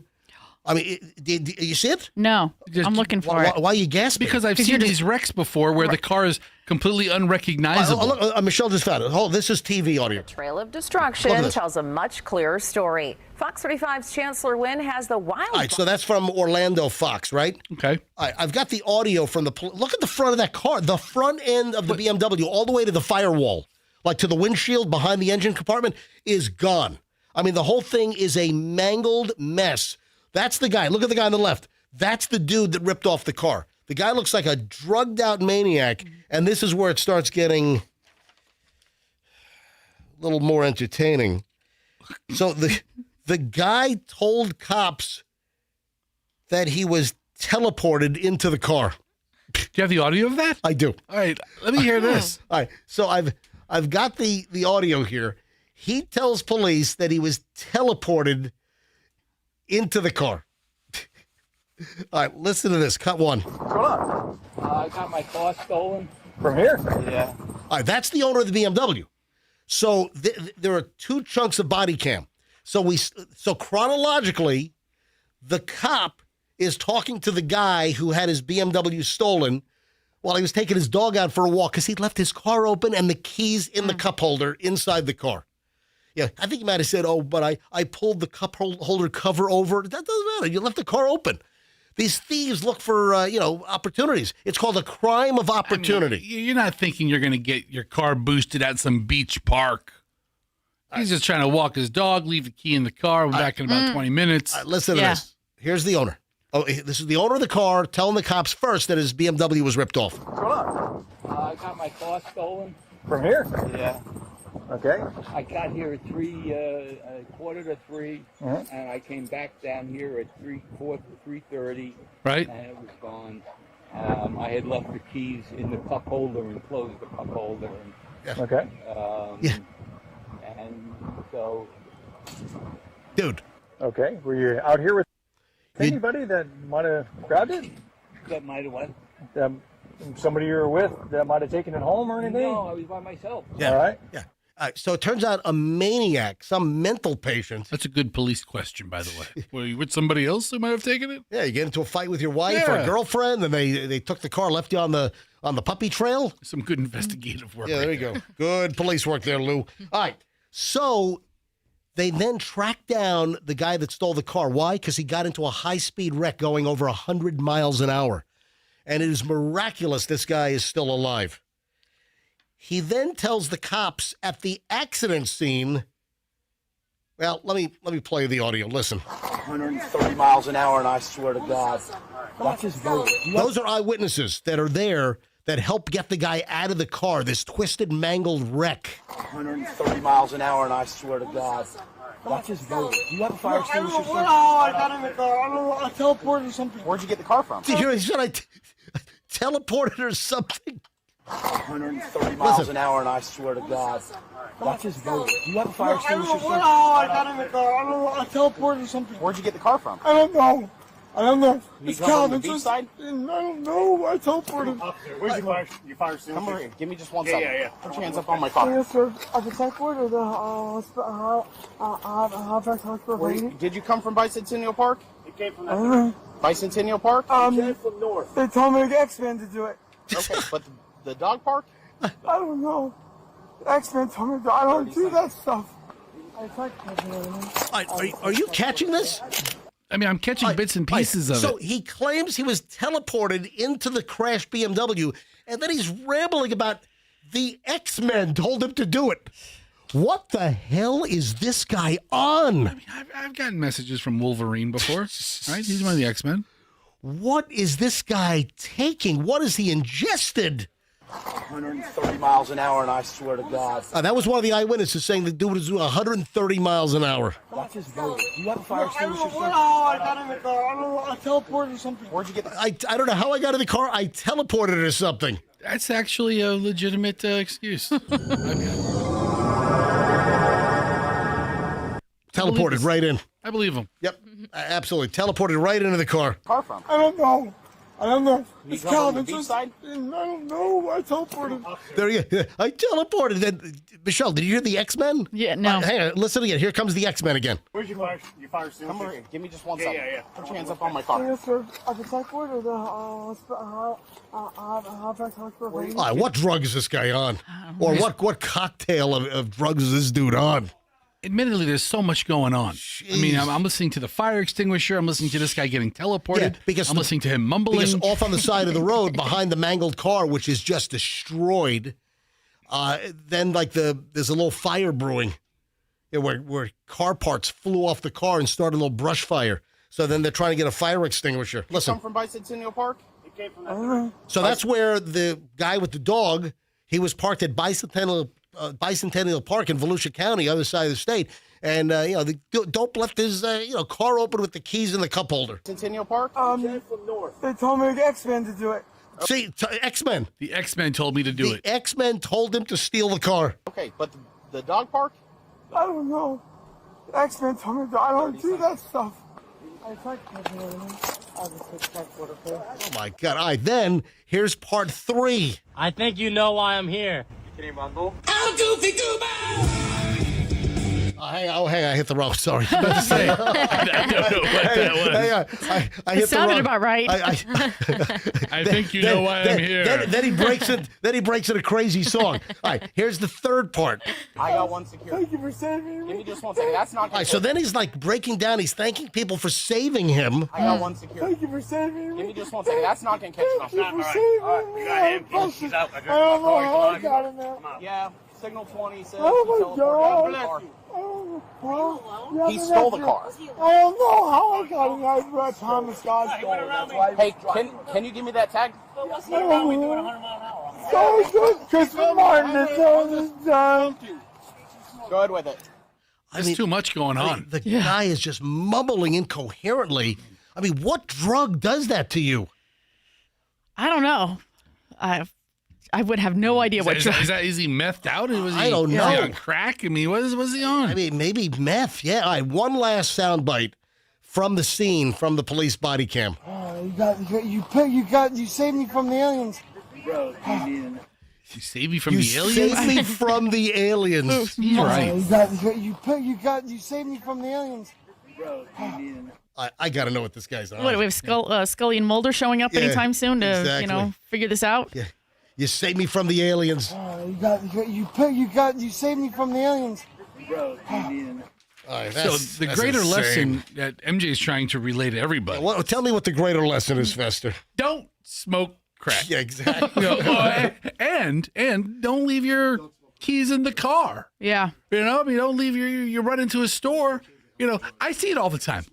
I am a frequent purveyor. I mean, are there any Purveyor? Is that the right word? A purveyor? Or somebody who shops at a store? Is that a purveyor? Well, no, a purveyor is a seller. Yeah. No, I'm not. Yeah. I'm not a seller. No. I'm a consumer. Yeah. I'm a frequent consumer Yes. of convenience Yes. store products. Yeah. Yes, I'm like at a Circle K or a Wawa 4 or 5 times a week. And I see all the time in the parking spots cars running. Legit running. People do it all the time. Yeah. And then they want to know why their freaking car gets ripped off. Right. I want to know, does anyone know what drug? Are there any drug experts out there? Or addicts. Or if you're an addict. Yeah, if you're an addict. Listening to the guy talking about the X-Men made him do it. He was teleported into the BMW. The cops saved him from the aliens. Yes. He just wrecked a BMW that he stole from this park doing 130 miles an hour, whatever. Does anyone have any idea what drug would do that to you? Is that tripping balls? Is that what that means? I don't know. Is that what that guy's doing? Yeah. Let's go to the tripping balls phones. 800-990-1047. If anyone has any clue, the tripping balls phones. Is that what he's doing? I don't know. What's the definition? I don't know. 800-990-1047. Let's have a warm LT welcome. Bobby Boucher. Come on, Bobby. Thank you, Mr. Larry. Tell me, what is your secret? How do you find yourself in the right position all the time? That's a good question. What happens is the center has the ball first, and quarterback will say hike. That's when the center puts the ball into the hands of the quarterback. So what I'll do is I'll start tackling the quarterback unless he give the ball to somebody else, in which case I'll try to tackle that person. Gentlemen, what brings me to my next point. Don't smoke crack. Hey, Andrew, I could have done with just the shortened version of gentlemen brings my next point, don't smoke crack. I'm glad Andrew played the whole thing because this dude who stole the car kind of sounded a little Bobby Boucher-ish. Maybe the X-Man made me do it. Maybe you're right. Cocaine is a hell of a drug. I mean, look at the phones. Every single phone has lit up here. Every line is ringing. With my question, what did I say? Let's go to what phones did I call them? The tripping balls? The tripping balls lines. Thank you. I forgot for a second. The tripping balls lines are all ringing right here on the MJ Morning Show. 800-990-1047. I'll take some calls. How about Ron in Largo? Ron, what drug would cause that guy to behave like that? All right. He said X-Men told me to do it. Yes. What about maybe ecstasy? Ooh. Oh, that's good. Yeah. There's some investigating right there, Ron. But, ecstasy is more of a club drug. I don't think the guy's doing, a lot of clubbing. He's tripping out. You do ecstasy whenever you do ecstasy. Yeah. All right. Thank you. Listen, good guess. Let me grab Courtney. Courtney in Bradenton. Courtney, you're on the MJ Morning Show. Hi. Hi, he sounds schizophrenic. Oh. Oh. Oh, so maybe he's like not on his lithium dosage or something. He could be on drugs too, but he sounds schizophrenic. Gotcha. Do you have experience with schizophrenia? Well, not personally, but But you've friends that, and do they behave like that, just rambling incoherently and talking about getting teleported? Oh, really? Yeah. That's sad. Yeah, because they have voices in their head, so they. So you're saying you don't have voices in your head? I don't. That's good. All right, well, I expected you to Not say yet, that. at least. Well, thank you, Courtney. I mean, people who have voices in their head, Courtney, that's exactly what they say. They say, I don't have voices in my head. Courtney, you might want to get a checkout. Thanks for the call. I'll work on it. Thanks, Courtney.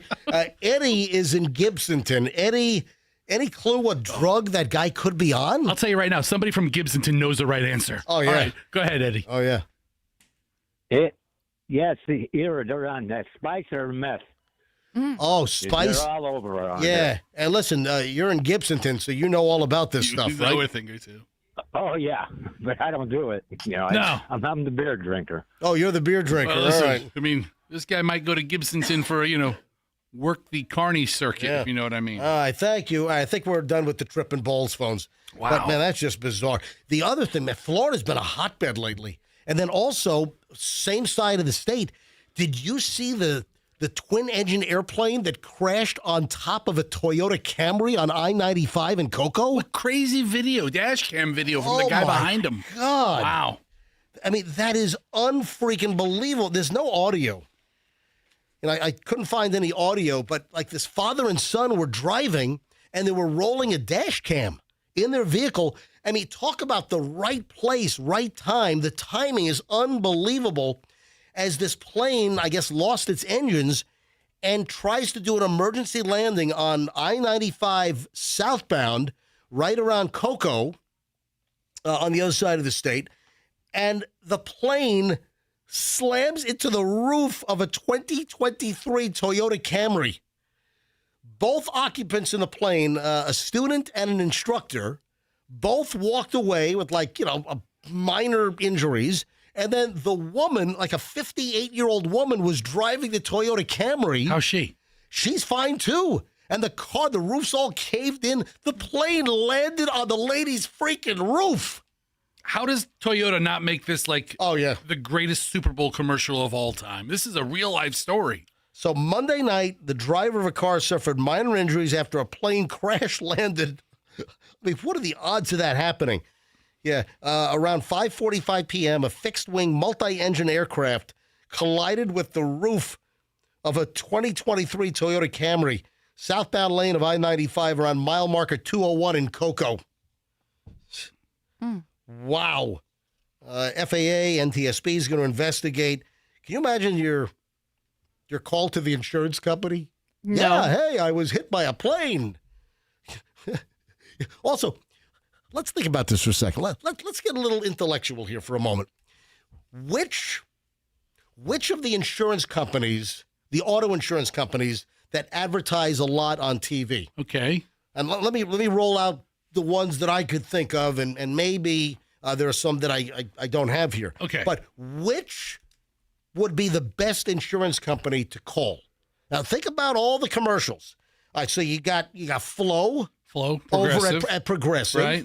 All right, is that a good call to Progressive? Hey, Flo. Yeah, get me Flo on the phone. Hey, Flo, I was just hit by an airplane. That's number one. Geico. You want to call the Geico Gecko? I don't know, the little gecko. Yeah. So, all right. Then you got the Limu, Emu, and Doug. Limu, Emu, and Doug. Yes. All right. The Limu is a flightless bird. And this is a flightless plane. It is. I mean, this plane's not flying anymore. That's not bad. But I think I have it. I think I know the best insurance company to have would be what? The General. For a great low rate. Oh, that's what I was thinking, the General, because he's going to come out and take care of business. I'm Shaquille O'Neal for the General for a great low rate. Come on. Get online. Come on. You're missing. Right. Dude, come on. The best insurance company to have to call them and tell them I know. a plane just hit my freaking car on I-95. Nationwide is on your side. No, wrong. Oh, you know what? I can think of two that might be good. Okay, what's number one? That farmers insurance where I know a thing or two because I've seen a thing or two. Right. But the other one that would be really fun is the dude who does the chaos. Oh, the mayhem guy. Mayhem. Oh, see, I forgot about that. All right, This is mayhem all over. I mean, what were those pilots doing up there? Oh, no, flying you know around. Oh, that looks like a good car to land on. I'm a plane about to land on an interstate. And if you don't have the right insurance coverage, this could happen to you. Yeah, avoid mayhem like me. You know what, Michelle? That's why I have you in here. I didn't think of the Allstate guy. But my answer was one of the ones you said. We know a thing or two because we've seen a thing or two. We are farmers. Bum, bum, bum, bum, bum, bum. Yeah, so that's what if the woman had farmers? Because, they know a thing or two. But, you're right. It's the mayhem guy from Rescue Me, the actor, whatever his name is. All right, so get this. The pilot, 27 years old, right? He's from Orlando. Yeah, with an instructor. Okay. I think he was taking flying lessons. 27-year-old male passenger. The passenger? I think that's the flight instructor. From Temple Terrace? Wow. Oh, really? I'm reading off the New York Post. It says Temple Terrace. I don't know if that's a town. Temple Terrace? Look at the New York Post here. The 27-year-old pilot from Orlando and his 27-year-old male passenger. It doesn't say instructor. It says passenger from Temple Terrace. So you think that might be Temple Terrace? It might be. I mean, unless there's a Temple Terrace. Yeah, I've never heard of that town. But Temple Terrace, where they were not injured in the freak crash. So wait a sec. The pilot and passenger have not yet been named. Right, so here, I have a story from Spectrum News Orlando. Well. That's where my story's from. And they also say Temple Terrace. 27-year-old male passenger from Temple. They must mean Temple Terrace. That's, you know what? I think AI wrote the article. Or it was a spell check. They spelled Terrace, said Terrence, and then somebody went with it and they didn't know any better. All right. I want to talk to our intern, Bailey, here for a second. And what time? 7:51 now at the MJ Morning Show. I want to spend a moment. I want to recognize just a wonderful good deed that Bailey, our University of Tampa intern, she's here on Wednesdays. I think for the rest of your senior year.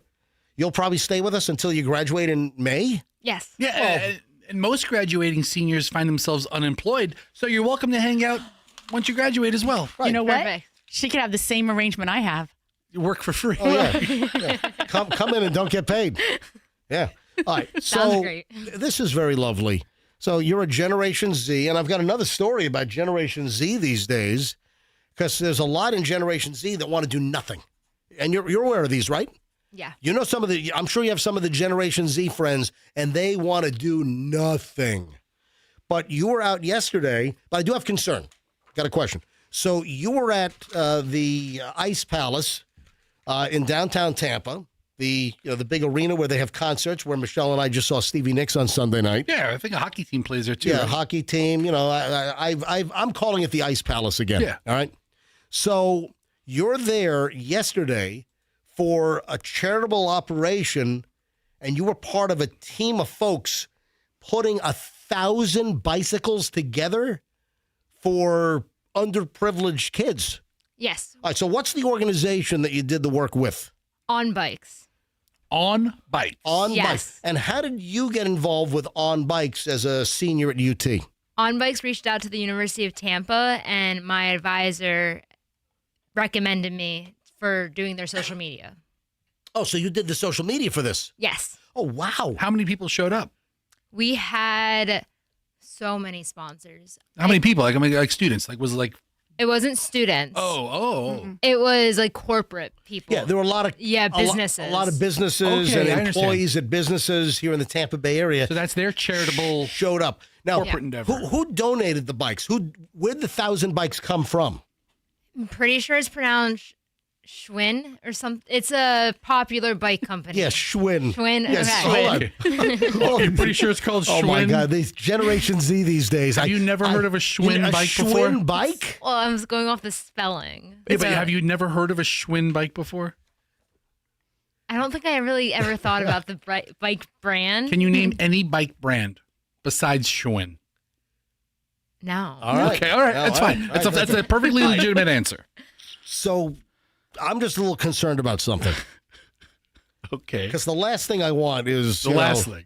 Last thing I want is for some needy kid to be on a bike and he didn't put it together right, and suddenly it falls, the wheels fall off, and a kid goes flying and cracks his head open. I just want to make sure. Did anyone double check your work to make sure that you actually, tighten things up on this bicycle? Yes, we had so many bike mechanics there. Okay, all right. Good, thank God. Yeah. Okay. I mean, you never heard of Schwinn. Are you sure you tightened? Are you sure you tightened down all the bolts? That's what I'm saying. I'm a young person. I get this very generous gift through this. Seems like a wonderful charity. I mean, I don't even if I'm a little down on my luck, I don't want it made by some 21-year-old girl who's never heard of the bike company before. I mean, I was a Huffy girl, so Huffy, yes. That's Ross, Huffy. Yeah. And then, of course, like the higher-end bikes these days, like Cannondale. Yeah. The kids weren't tooling around on Cannondales. No, they weren't. But BMXs came out in the mid-'80s. Remember all those bikes? Yeah. I had a Schwinn BMX bike. With those black plastic mag wheels. I had a Schwinn with a banana seat. Yeah, that's what I'm thinking of. Did they have that? Was it a banana seat? You know what I'm talking about? It's shaped like a banana. Schwinn's have evolved. Did you have the plastic streamers coming off the handlebars? At first I did. Yeah. Until Anthony Annunziato called me a certain name for having the streamers. Oh, really? Yeah. Wow. So Bailey did that. She was sharing that information with us. But you know what else she shared with me this morning? What? She is not on a dating platform. Oh, wow. Whoa. Yeah. Whoa. So, she refuses. Well, you brought us an item a couple of months ago. What was the name of that platform where The T-app. The T-app where the guys were being called out and girls were rating guys on the T-app, and guys would get like a green light or a red light, and if there was a big flashing red light problem, then young women, girls would like put up reviews of these guys. Yeah, I should have listened to the app. Why is that? The guy I just talked to, the app was true. Oh. I should have listened. Hold on. You just had an interaction with a guy? Yeah. How? I was going on dates with my neighbor, and he was on the T app, and he had like 7 red flags. So many comments. This guy that you hooked up with, your neighbor? Oh, back it down. She did not hook up with him. She just went on a few dates. Yeah, her mom's listening. Yes, her mother's watching. I get it. I understand. I didn't mean literally hook up. All right? You connected with this person. I connected. I didn't mean like a, Thank you, Fester. But, so then it turns out, you found out after a couple of dates with this guy that he was on the T-app with 7 red flags from other previous women? Yeah, and the ex-girlfriend came up to my roommate at the bar and was like, every single thing you see on the T-app, it's true. Oh my! And what was on the T-app? What did these other women? Well, tell us specifically. What did these women say about this guy that you ended up going on a few dates with? He was misogynistic. Was he a cheater? There's so many allegations that he cheated, that he was a player. Player. Does multiple dates with multiple girls at the same time. What, you mean? There's so many. Going out and hopping table to table? Hey, I'll be right back. And then going to the other date? Yeah, it was like speed dating, but the other girl didn't know. Yeah. God. So how many dates did you go out with this guy on? We went on dates for like 2 months. Yeah. And it took you 2 months to find out this guy was being ripped apart on the T-app as a big giant red flag? Yeah. Did you experience any of this firsthand? Yeah. No, he seemed like a great guy until like the last time I interacted with him. He bought his ex a drink at the bar. And now he's a terrible guy. Now I just don't talk to him. Okay. But he's my neighbor, so like no bad blood. Great guy. He was so nice to me. Yeah, I mean, it sounds like the app was wrong. And he was trying to get her riled up, and she didn't respond, and so then he got riled up, and so then Bailey realized it. How old is this guy? He is younger than me, but he is 21. Okay. Do you have his number? Can we give him a call? We're not going to call him. He's very immature. Their boys are immature at this stage still, Bailey. Yeah. All right, so... but anyway, she's not on any other dating apps. Like she won't do that, which I think is remarkable because so many her age are on dating apps, right? Like they're just trying to put themselves out there. Bike making charities and trying to meet a dude handy with an Allen wrench. I think Bailey, that's a better place to meet somebody. 100%. I don't trust anyone online. Listen, I think that's a good policy. Listen, I'm sorry to hear that. Let me show you how to put your 10-speed together. And I'm going to be sorry to hear that some underprivileged kid is in the hospital because Bailey didn't tighten up the wheel. I mean, that's the biggest concern. At the event down at the Old Amelie Ice Palace yesterday. They did a good thing. 1,000 bikes. No, that's right. I'm kidding around. Did I hear that the University of Tampa no longer wants to be referred to as UT? apparently our new president, it's because of University of Tennessee. Well, and University of Texas as well. UT is University of Texas. UT is University of Tennessee. Hook 'em horns. UT is the University of Toledo. Yeah. I've never heard of that. No, Festa, it's a city in Ohio. Dude, Festa, this came out a long time ago. I don't know. I just saw like a social media post. This is like much earlier this year that it was that University of Tampa wanted to go by some new name. I'm not down with UT happenings. I'm sorry. U Tampa happenings. Right.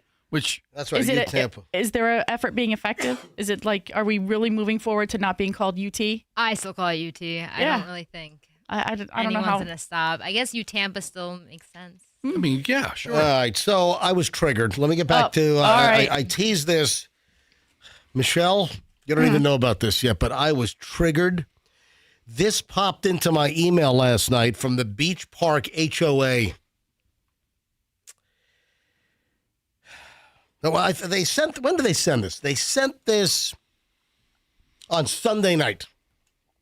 They're rescheduling the Beach Park golf cart Christmas parade.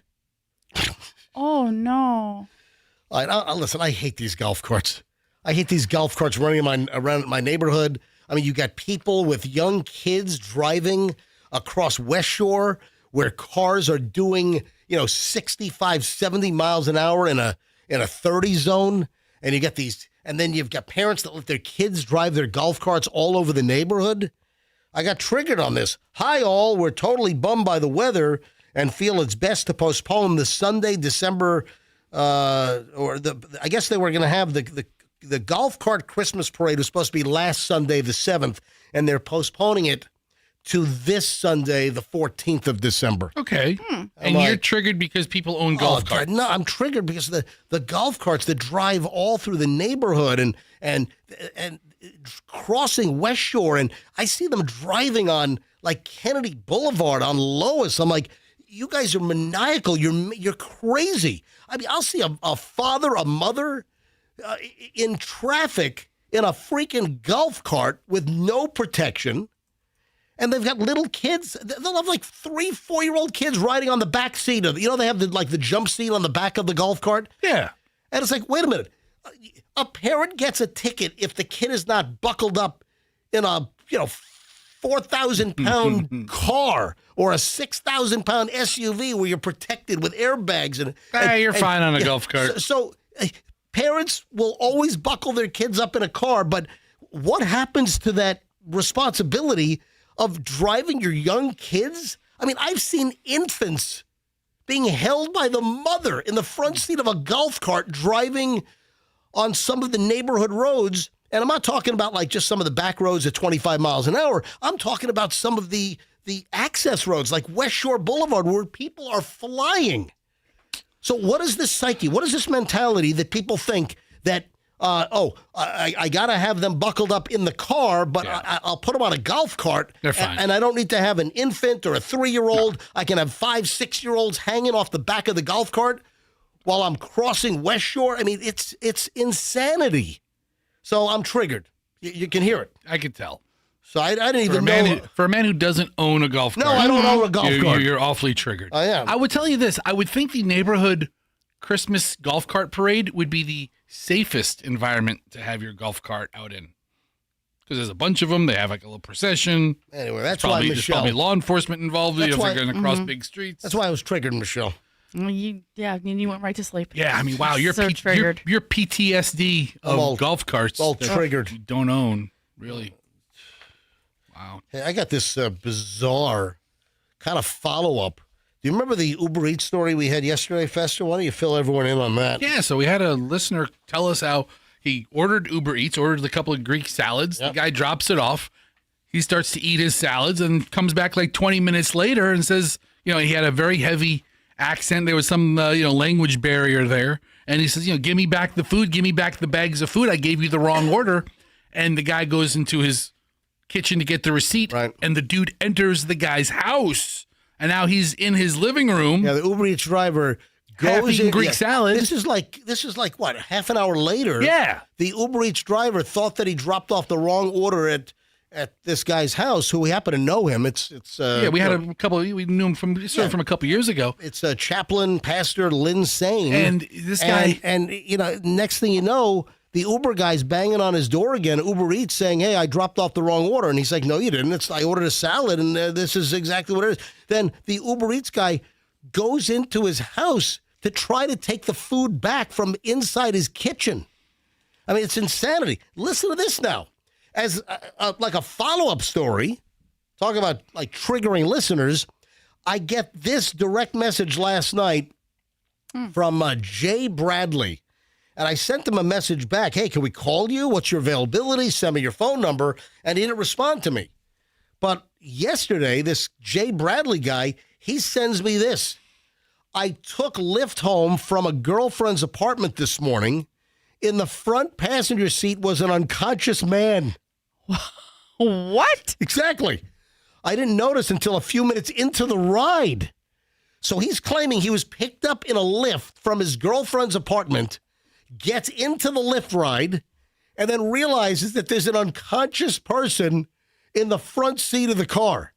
Now, I want, like, greater delineation. Were they sleeping?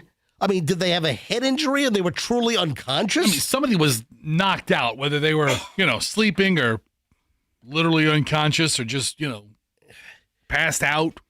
So then they send me the screenshots from Lyft support. What? So they make a complaint. Hey, right. Hey, Lyft, I get picked up by a Lyft driver, and there's an unconscious person in the front seat of my car. What if? Of the Lyft that's coming to pick me up. What if the driver's not really the Lyft driver? Oh. The unconscious person is. Yes. Oh, Michelle. Oh. Wow. So, that's crazy.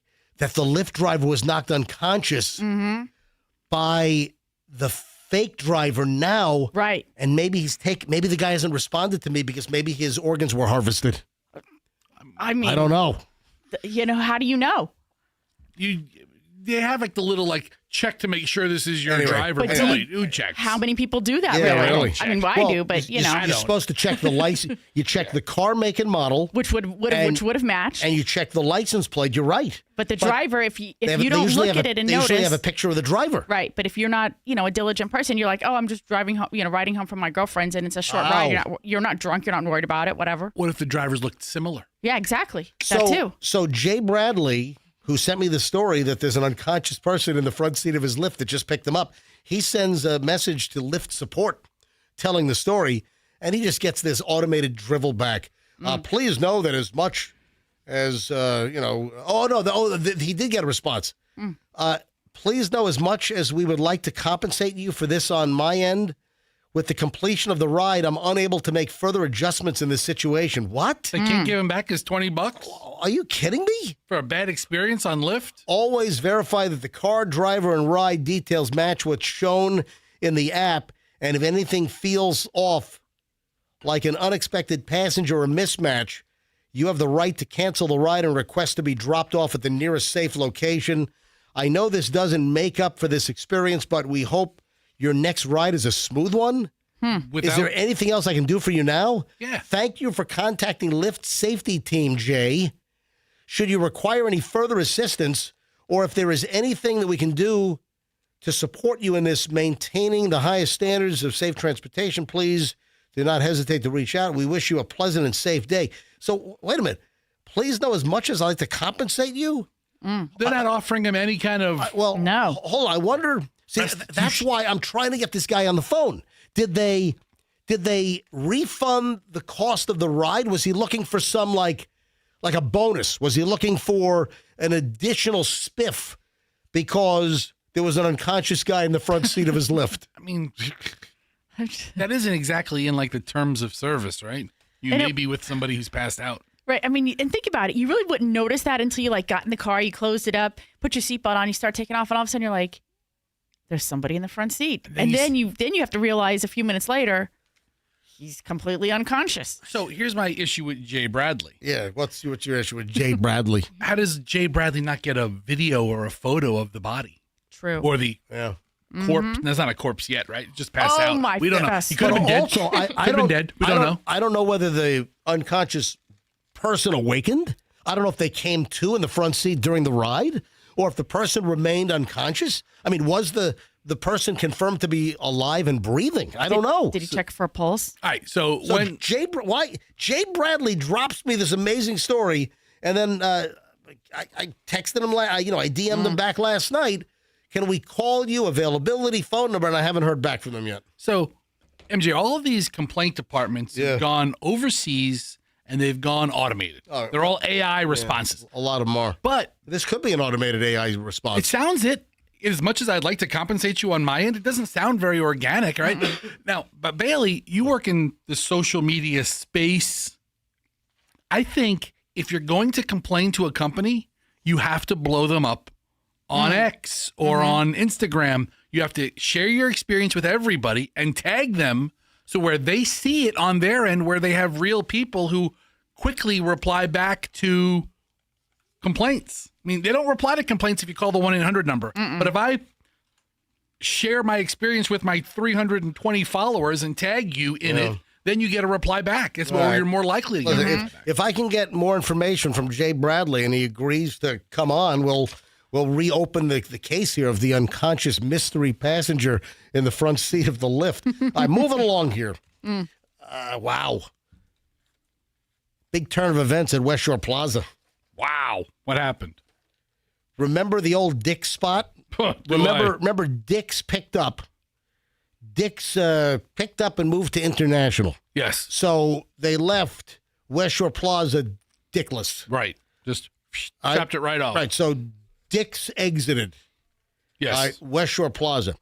The Dick's space, which is, right next to Grimaldi's Pizza, that's a big space. Yeah. It's a 2-story space. And do you remember what I said, what was going in there? A pickleball court? Yeah. Here's the deal. Like a workout gym and a pickleball court? Exactly. So the old Dick's spot at West Shore. That's vacant now. Well, yes. Because they pulled out. Because Dick's pulled out. Right. They're gone. We had a total Dick pullout. Right there. From West Shore. All right. So the old Dick space, the bottom floor was supposed to become the Divine Gym, a female-centric workout facility. So none of your workout bros. It was going to be like all female. Okay. So the women could work out, go to a nice gym, and not have the douche bros bugging them at the gym, right? That's cool. Right. So, and then the upstairs was supposed to be like a dozen or so pickleball courts, indoor pickleball. The whole thing's collapsed. The whole building? The whole deal. The whole deal. I mean, it was under construction. Apparently, there's exercise gear on the lower floor. They were building out the pickleball courts upstairs. The guy that was building out this new Divine Gym with the indoor pickleball courts on the second floor of the old Dick's at West Shore, I guess he ran out of money and just completely walked away and abandoned the project. My God, West Shore Plaza, man, they can't get a break. Tons of people think they're out of business. Tons of people think that the mall's closed. The mall is not closed. West Shore Plaza at Kennedy Boulevard and West Shore in South Tampa is open. I go to the New Balance all the time. Michelle and I will go into the Grimaldi's. Are you saying I could pick up a treadmill and an elliptical machine at a Steel right now? Oh, maybe. Well, no, the dude that was putting the gym together and the pickleball courts, he said that they ran into some financing issues and totally ran out of money. Mm-hmm. That's why he might be able to pick up some of that equipment real cheap. Yeah, it was the bottom was going to be Divine Iron Gym, and the upstairs was the pickleball courts. They were advertising it to be Division I pickleball. Yeah, I'm looking at their page right now. State-of-the-art pickleball courts, like a dozen of them.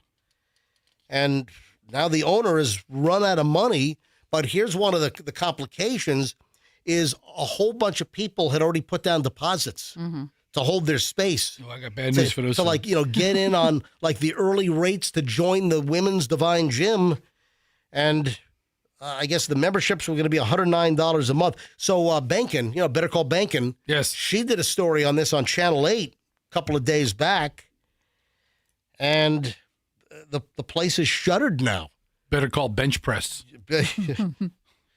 Gee, I mean, Get it? just terrible. Yes. Yeah, we get it. Workout equipment. Yeah, we get it. So, state records show that both Divine Iron Holdings, LLC, and Division One Pickleball, LLC, filed to dissolve a dissolution of the business with the state of Florida. Oh, you're never getting your money back. Yeah.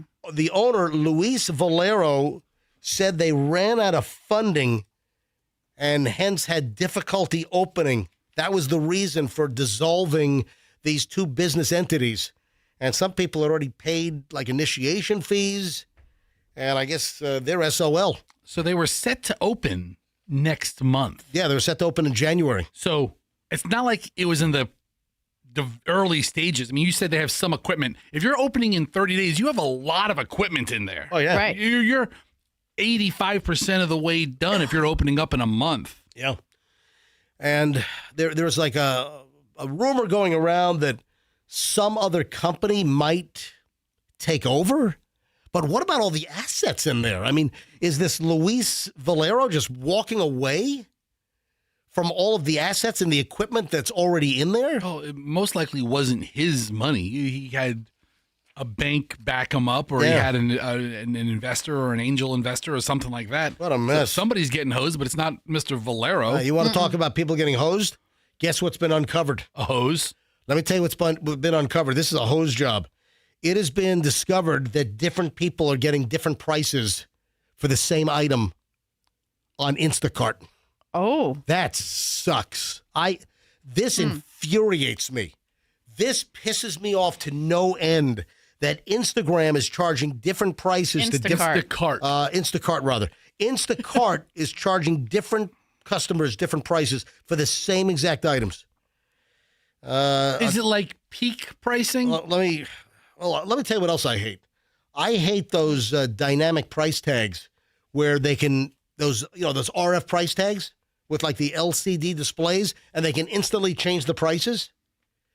And you remember we had a story some time ago, maybe a year ago or so, that they could be like a supermarket could be charging a price for the milk at 8 a.m. versus a different price at 12 noon, and maybe jack the price up while people are going home after work at 5:30 to pick up some milk. So I have a question. Yeah. What if it changes from the time you put it in your cart to the time you get to the front of the store, and they ring it up, and this has happened to us where you go, oh, no, that's not the right price. Yeah. And they say, oh, well, go back and take a picture of it on the thing. And so when you go take a picture of it, the price is already increased to the price you're being charged. Man, everything's a racket these days. So is it changing prices? All right, here's my issue. Is it changing prices based on like your information? Yes. Like rich honkies are Yeah, paying yeah. a different price than people who are maybe in a different zip code or something, or a different demographic. Well, interesting. That's what's going on. I think I have a problem with that. So here's the deal. At a Target store in North Canton, Ohio, Instacart was charging a customer $2.99 for Skippy Creamy Peanut Butter one day in September, while other Instacart users, the same store, same day, they were paying $3.59 for the same exact Skippy Creamy Peanut Butter. All based on the demographic or based on the customer profile. And I hate that. Remember, there was a story that some of the airlines were going to try these shenanigans. Right. That you take 4 people booking the same seat, and depending on your profile and artificial intelligence, it could price the seat different. So you've got a seat available on, let's say, a Delta flight, 4 different people looking at the exact same flight, the same class of travel, and just say a regular economy seat, and you could have 4 different people getting 4 different prices for the same damn seat at the same time. I hate that. All right, then how about this? With Instacart, a Safeway supermarket in Seattle, shoppers using Instacart had 5 different prices for Oscar Mayer deli turkey. One paid $3.99, one paid $4.31, one paid $4.59, $4.69, and as high as $4.89. Almost $1 more for certain customers on the same freaking Oscar Mayer deli turkey. That's wrong. That pisses me off. I'm insta-pissed right now. Insta-pissed. I'm insta-pissed. I'm insta-angry. That should be the new word of the year. Insta-pissed. Let's make a move for that in 2026. The Oxford Dictionary word of the year. Insta-pissed. And Instacart. When you go from 0 to 100 in no time flat, and you're just furious about things that really don't affect you. So other items. Wheat thins. A box of wheat thins ranging from $3.99 to $4.89. Cheerios. Box of Cheerios. Different people at different prices, from $7.34 to $7.99 for one of the big jumbo family size boxes. There's a whole bunch of Ruffles. Ruffles had a big spread. A big bag of Ruffles potato chips from $6.47 to $6.99.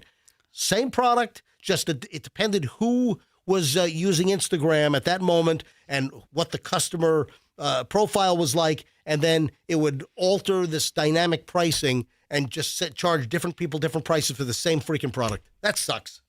I mean, the surge pricing, I think on the surface, I have less of a problem with. Busier times, price might change. Mm-hmm. It happens with airline tickets, happens with cruise prices. That's true. You know, I mean, when they need Supply more and demand. people, the price goes down. But to racially base it, or to ethnically or economically base it, You know what? Right. I've got Insta Rage. yeah. Insta-pissed had a better. Insta-pissed, Yeah. Insta Rage. Yeah. You know what? I Insta want to hit someone. Insta assault. Insta-assault. I mean, this just makes me angry. All right, a lot of women are angry. Listen to this. And I don't know if this has been verified, certified. I don't know. But women are claiming that Old Navy is phasing out plus-sized clothing. No. Yeah, so some of the plus-size clothes, that Old Navy is phasing out the larger sizes, that they're disappearing from the stores. Well, that was Old Navy's thing, just being super inclusive on Right. styles and sizes. Because a lot of times you go, there's a small, medium, large, or an extra small, medium, large, and maybe an extra large, and that's it. But if you needed a double or a triple X, so Old Navy embraced it. Here's the deal. So shoppers apparently are noticing, and this has been the subject of numerous social media posts and videos, that a lot of the plus-sized Old Navy clothing is now appearing on the clearance racks, and they don't see as much plus-size clothing on the new racks. Wow. That would be terrible if Old Navy was pulling plus-size clothing.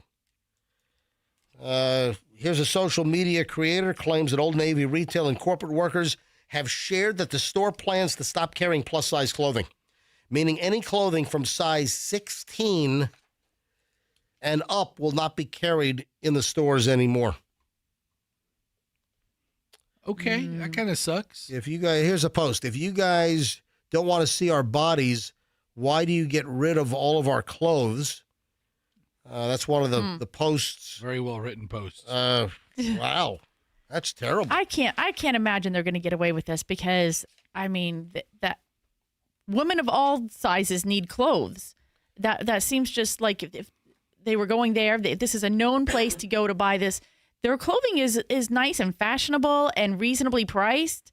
I mean, I can't imagine that somebody's not going to. Yeah, I mean, there's no edict coming from the corporate office. This is one content creator saying this. And Okay. You talk to I mean, where's this coming from, MJ? This one poster put something out there? There are multiple people. This is popping up on Reddit, and it's popping up on the TikTok, and it's popping up on Instagram. But, that some of these content creators are shooting videos that the plus-size clothing is vanishing from Old Navy stores. But they haven't had like a commercial or an official corporate statement saying, Right. hey, in 2026, we're not going to carry size 26. You know what? Aren't they kind of famous for their holiday commercials? So we'll see if they have, Yes. a range of sizes that they feature on the commercial. But I'm looking back at some articles.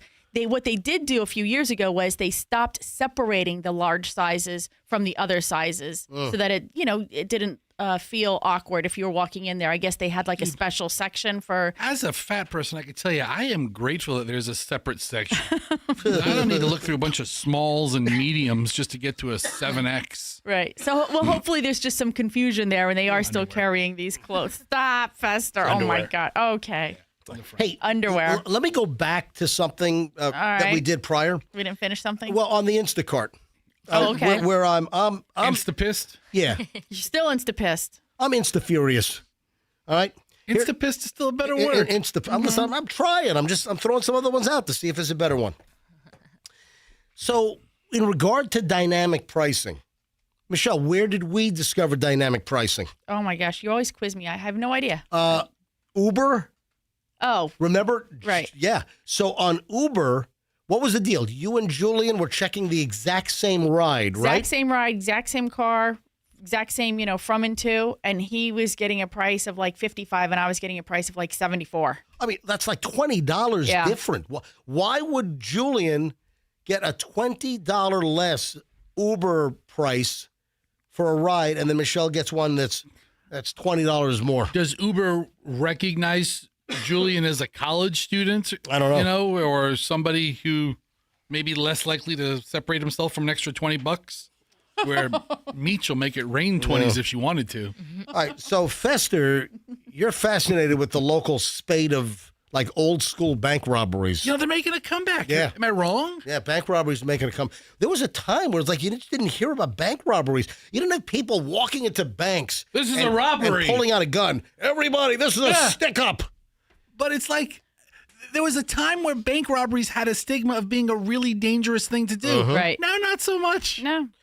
Well, we've had, they think the same bank robber that's robbed now multiple banks in downtown Clearwater. Now, I think I can crack this case wide open. I'm going to tell you right now. So here, let me give you the fact pattern, and then I'm gonna crack this. Zoink, Scoob! And we would have gotten away with it if it weren't for you meddling kids. All right, so Clearwater police, they're looking for the dude they believe is now a multiple location bank robber. They're calling him a serial bank robber. He's targeted 2 banks less than like a block away from each other. So the latest was last, let's see, the most recent one was yesterday. Tuesday. Yesterday. Yeah. Oh my gosh. December 9th. Yeah. The latest one about 5 o'clock, Tuesday, December 9th. That was yesterday. The Wells Fargo at 639 South Fort Harrison was robbed. Guy walks in. He's demanding cash. He's brandishing a gun, right? Holds up the bank at gunpoint. Then he splits on one of those e-bikes, right? And this dude, I think it's the same guy, he robbed the Regions Bank at 715 South Fort Harrison in Clearwater. That was back on November 5th. I think we talked about that when that bank got robbed. We did. I think I can solve this case right now. What? It's Tom Cruise.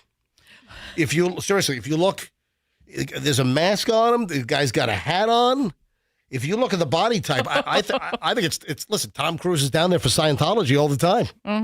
You know what? Yeah, it does look like Tom. Yeah, Cruise. I think it's Tom Cruise. Seriously, Tom Cruise has his fancy apartment over in Clearwater.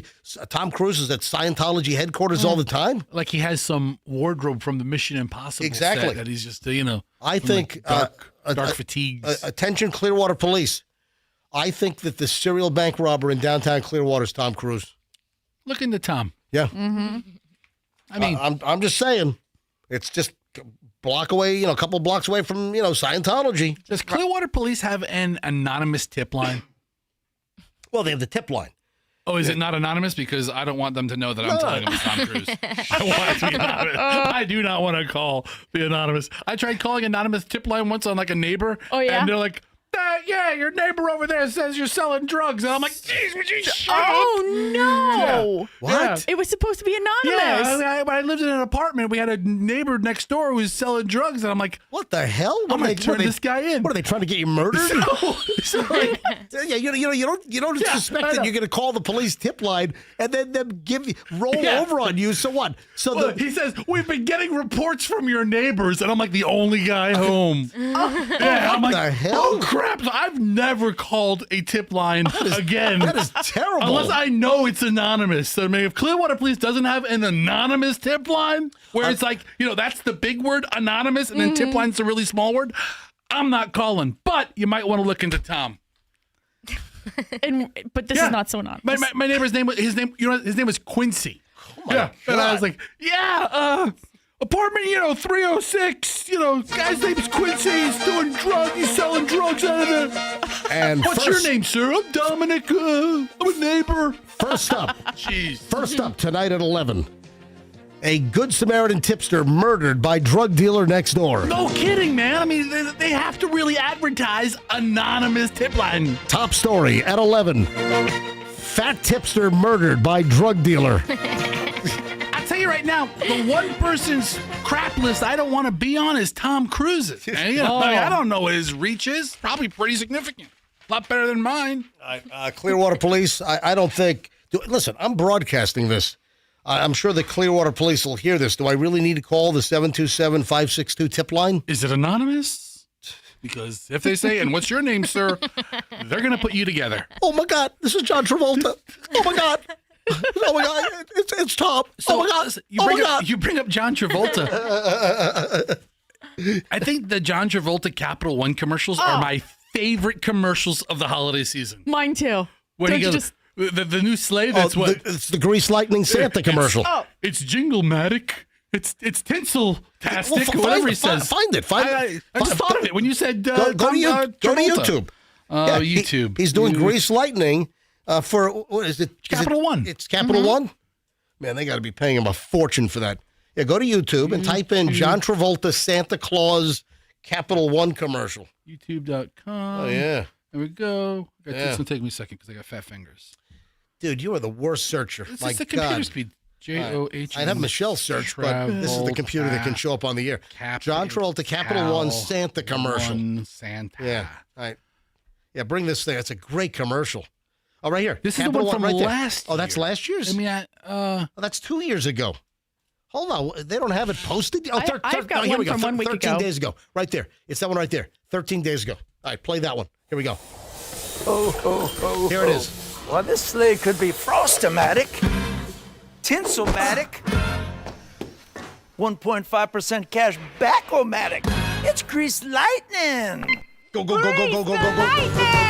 Go, Grease Lightning, you're burning up the quarter mile. Grease Lightning, go, Grease Lightning. Go, Grease Lightning, you're coursing through the heat lap trials. Grease Lightning, go, Grease Lightning. You are spring, the Grease Lightning. Oh, they left the girls of cream out of there. Wasn't that? Go, Grease Lightning, you're coursing through the heat lap trials. Grease Lightning, Go, Grease Lightning. You are spring, Grease Lightning. Lightning.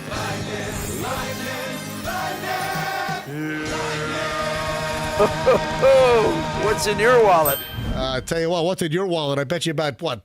Probably about $800,000 for doing that commercial. It's probably a little light. You probably got more than that. $1 million. At least. Yeah, to do the new Capital One commercial. That's a good spot. So, hey, Travolta, he's up in Ocala. Travolta, that's a good spot, man. Yeah. I'm a big John Travolta fan. I've always liked John Travolta. Well, since he and I starred in The Punisher together, we've always been close. All right. You give us number? Well, yeah. I mean, It's expected he was, or suspected he was paid between $1 million and $3 million. Oh, wow. Well, you got to figure, this is like this is a multiple year campaign. He can do this for the next 5, 6, 8, 10 years. What's in your wallet? Yeah, $2 million to do a quick Capital One commercial. I don't think it was so quick. I mean, there was a lot of dancing for him to learn and sing and lines, But and He was doing this commercial back in like July. Yeah, they had to clean up the lyrics quite a bit. Yeah, for the Capital One version. Did you hear the audio from the maniac that tried to shut off the engines on that Alaska Air flight? Remember that story? He was sitting in the cockpit. So you had an off-duty pilot, and it's called jump seating. So if you're a pilot or even a flight attendant, if you are trying to get from city A to city B, and maybe they don't have a regular seat available in the cabin, you'll qualify to be a jump seat rider. And in this case, my God, this is crazy.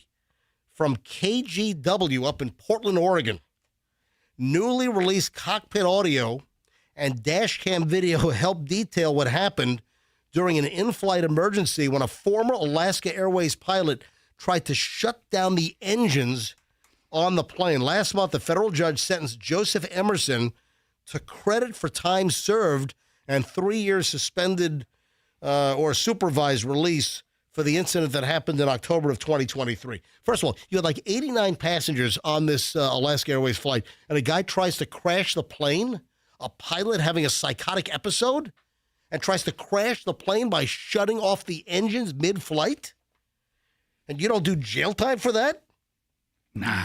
It was a feeder for Alaska, so it was it was Salmon Airlines. Excuse me. Sorry, Salmon Airlines? choking over here. What feeds Alaska? Salmon. Horizon. Horizon. It was Horizon Flight 2059 was headed from Everett to San Francisco when the off-duty pilot riding in the cockpit in the jump seat tried to pull the fire suppression handles.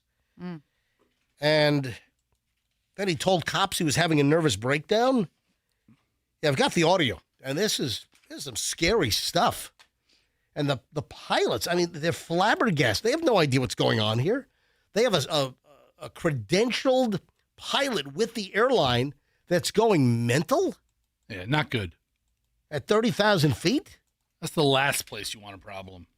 All right, so here are the pilots trying to talk to air traffic control, and they're like, we need an emergency landing right now. What's that? What's wrong? You want to be home? Yeah. Sorry.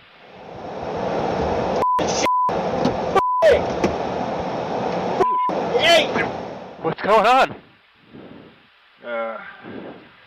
Huh? Hey, Horizon, we need to make an emergency landing. I'm sorry, who was that? That's Horizon 2059. We've got a jump seater. Just try to shut our engines off. We need to go direct to Portland now. Throttle. My God, I mean, how spooky is that? You can hear the pilot that's making the radio call saying, we need an emergency landing in Portland right now. He's out of breath. I mean, they're fighting this guy in the cockpit as he's trying to shut their engines off at altitude. You can hear how exhausted the pilot is. The pilot, he was trying to catch his breath. And then the psycho pilot, who, by the way, will not be flying airplanes ever again. Yeah, this dude, Joseph Emerson, this is the audio from the police dash cam. Once they took him into custody, once they landed in Portland, listen to this. Hey man, so what's going on? I'm having a nervous breakdown. Okay. I don't really know why. So were you trying to kill yourself? I was trying to wake up. Trying to wake up? I don't. He said he was having a nervous breakdown. So when did you finally notice that this was real? When I saw the look on people's faces when you guys brought me out. When did you realize this was real? Yeah. When I saw the look on people's faces? That's literally the last minute. That's when I just figured it out now.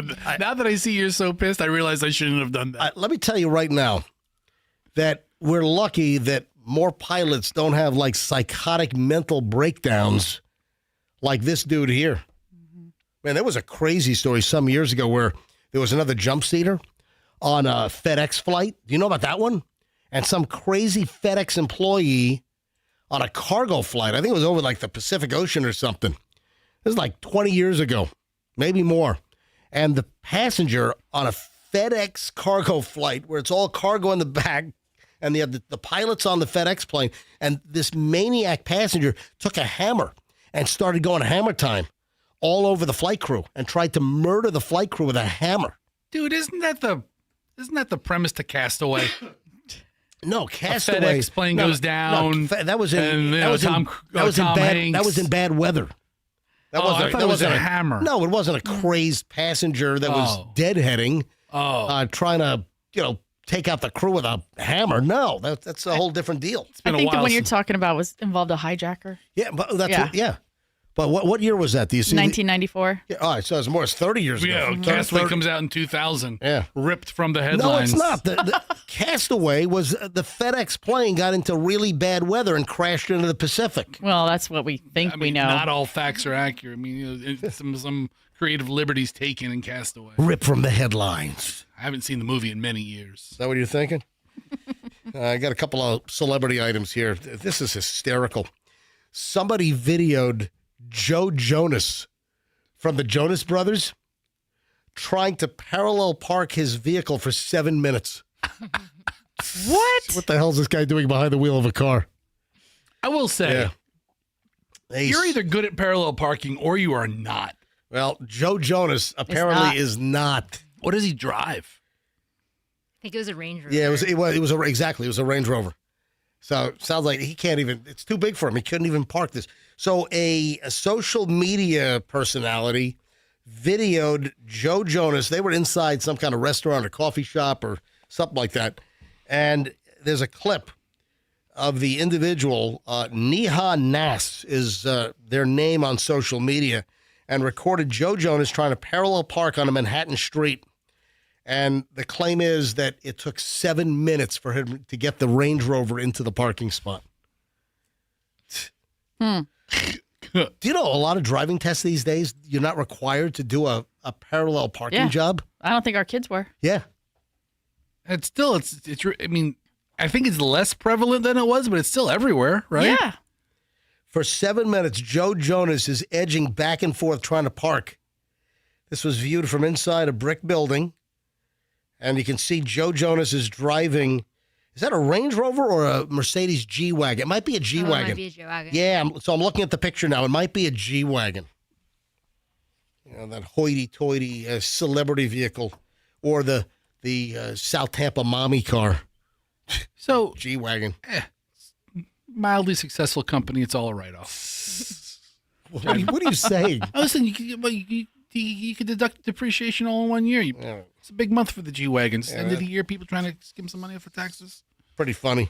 Did you see how much weight Melissa McCarthy has lost? So Melissa McCarthy, who I find to be very funny, I like her, and she was on SNL on Saturday night, and I didn't watch it live. I was with my parents down in Fort Lauderdale, and I had it on the TiVo. I had it on the DVR. So I kind of cruised through it to see if there were any funny sketches.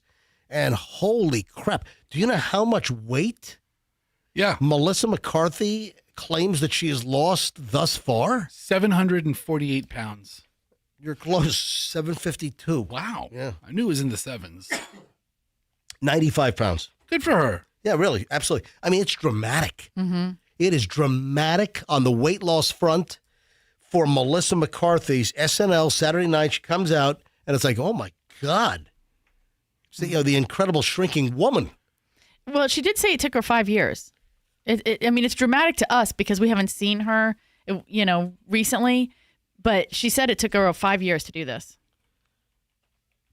Yeah, I mean, she didn't lose like in a month. She didn't, had like some crazy weight loss surgery where she, we see her in like the summertime and she's 800 pounds, and we see her now and she's like, a third. What is she on? Well, come on, 5 years? Isn't she on like Ozempic or something? She's been losing weight all along. Wegovy, Manjaro. But we don't.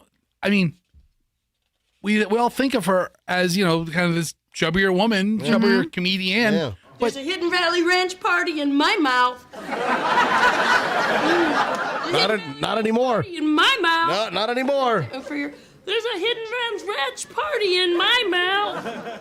She's backed off the Hidden Valley Ranch, man, because that's just nothing but dead calorie caloric mung. Delicious mung. But when was that clip taped? I mean, that's got to be 10 years old. Which one? The Hidden Valley Ranch? Yeah, probably so. So, she's slowly losing weight over the course of several years. That's a healthy way to go about it. Mm-hmm. Yeah. Hey, what do you think about the Florida bill that was just introduced that would let patients grow their own medical marijuana at home in their backyard or inside their house? Or what do you think about this? A new Florida bill could shift how people get their medical marijuana. I got to believe that the overwhelming number of dispensaries, they can't be too thrilled about this. So I can have a potted plant of pot in my backyard? Yep. How do they know if it's medical? Do I need a card or anything? Or? Yeah, you'd have to have a medical. I would think that you have to have the same medical marijuana card that you need to go to a dispensary to buy medical marijuana. Could be a farmer. And there might be maybe some other additional certification that would allow you to grow at home. But there's a bill filed by Florida Senator Carlos Guillermo Smith, who's a Democrat from Orlando, would let certain qualified patients grow up to 6 cannabis plants at their home for personal medical marijuana consumption.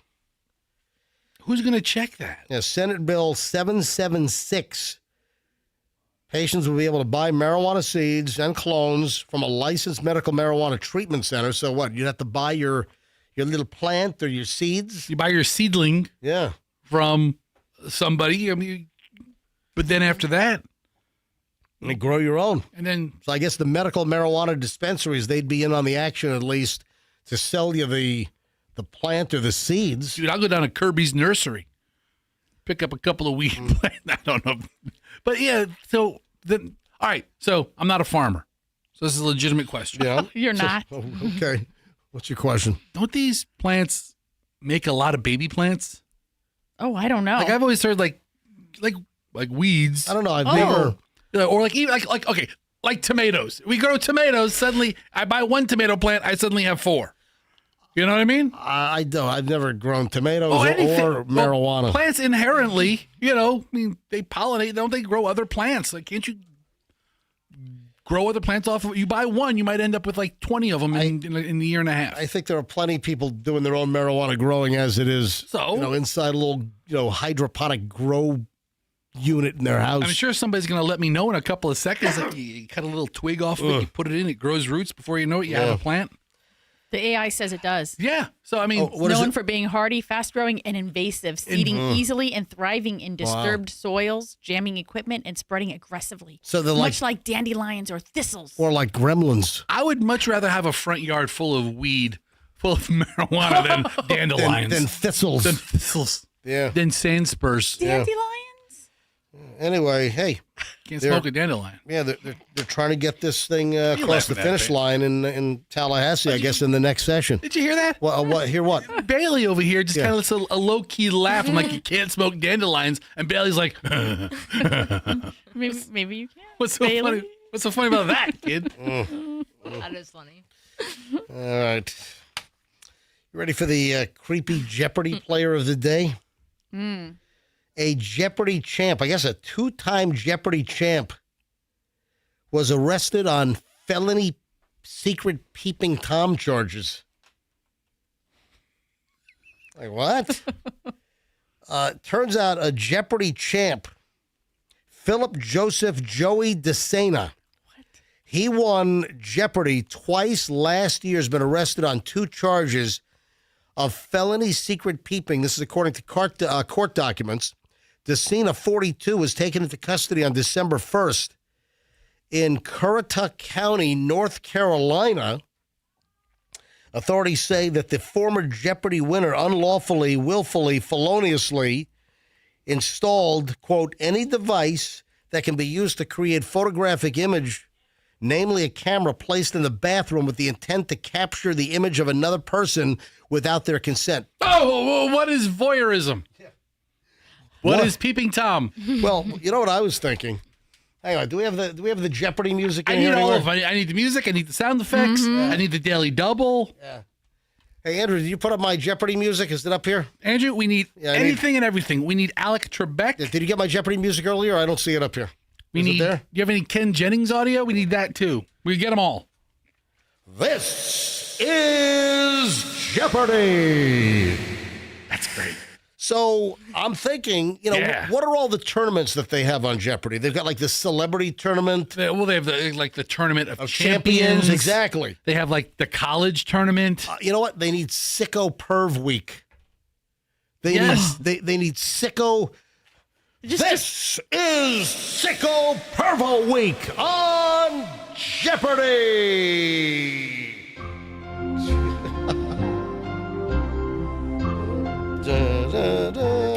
So, this guy's not going to be invited back anytime soon. Well, I want you to know when I saw the video, it made a true daily double in my pants. Yeah.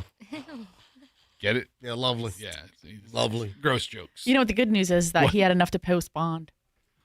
Because of all of his winnings on Jeopardy. He won like $44,000 and his bond was like $5,000. He calls Ken Jennings. I'm going to need an advance on that money, Ken.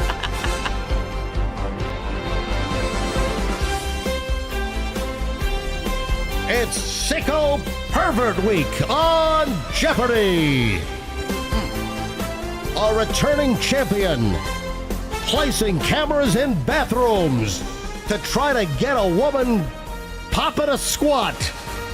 It's Philip Joey DeCina. This is Pervo Week on Jeopardy. Yeah, he's not going to be back. What are your Miranda rights? Is that what's the question? Yeah. Why don't you think he'll be back? They're not going to have him back. This guy's been arrested for hiding cameras in bathrooms. He's precluded from participating in a game show contest? Yeah, they're not going to have a guy back that was arrested for hiding video cameras to capture people go to the bathroom in a toilet. Guess what? If you want the biggest Jeopardy hook, bring him back. Exactly. Yeah. Ratings up. That's right. I mean, I don't want some professor from MIT, nerd herding the whole board. Give me the perv. Let's put him up there. And you know what? Let's put some good questions up there. Let's see that big brain. Yeah. Right. What is third-degree felony, Ken? And now, a software development engineer from Raleigh, North Carolina, recently arrested for creeping around, perving it up good, hiding cameras in ladies' toilets. It's Joey DeCina. Oh, dude, you're totally missing it. No, what am I missing? Well, after the first commercial break, Ken always has the little chit chat with each of the contestants. Oh yeah. Oh, so hey, what have you been up to? Oh, I'm really glad you asked. What have you been up to since the last time you were a champion back in 2024? Well, I've been working on my hobby of videos. So tell us about your plumbing. Video hobby. Yeah. Just tell us about your video hobby. Well, I installed a bunch of cameras in girls' bathrooms so I could watch them, do the onesie twosie. Hey, what is tinkle? Huh? You know what I mean, Ken? So that's what I've been up to. You might have seen me in the news. Huh.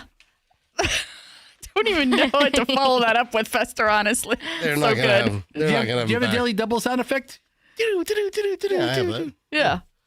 That's my favorite of the sound effects. Yeah. Did he install one or two cameras? The daily double. Yeah, man. What's how to install a camera in a toilet? Yes. There it is. Run the wires to an electrical source and secure in the corner. What is putting a voyeuristic camera in the bathroom? Correct. That's the Daily Double. All right, we'd like to let's make it a true Daily Double. Oh boy! Hey, energy drinks. Mm. I had a little conversation with Chloe the other day. Chloe's studying for exams. The life of a 1L first-year law student, first semester. And listen, it's a wake-up call, Michelle. Wouldn't you agree? Sure. What do you mean it's a wake-up call? Yeah, I'm not. She didn't think it was going to be challenging? Listen, Didn't think it was going to be that hard? It's tougher than regular college, all right? You know what the challenge is that you have one exam at the end of the semester typically. And, you have to know everything, from the entire semester and just power through it. So Chloe has her first exam today, right? Mm. So hopefully Chloe does well. Mm-hmm. You think she knows her stuff, right? It seems like she does. All right. So Chloe's been studying incessantly. And then she told me, she shouldn't have told me this, that she... Yes.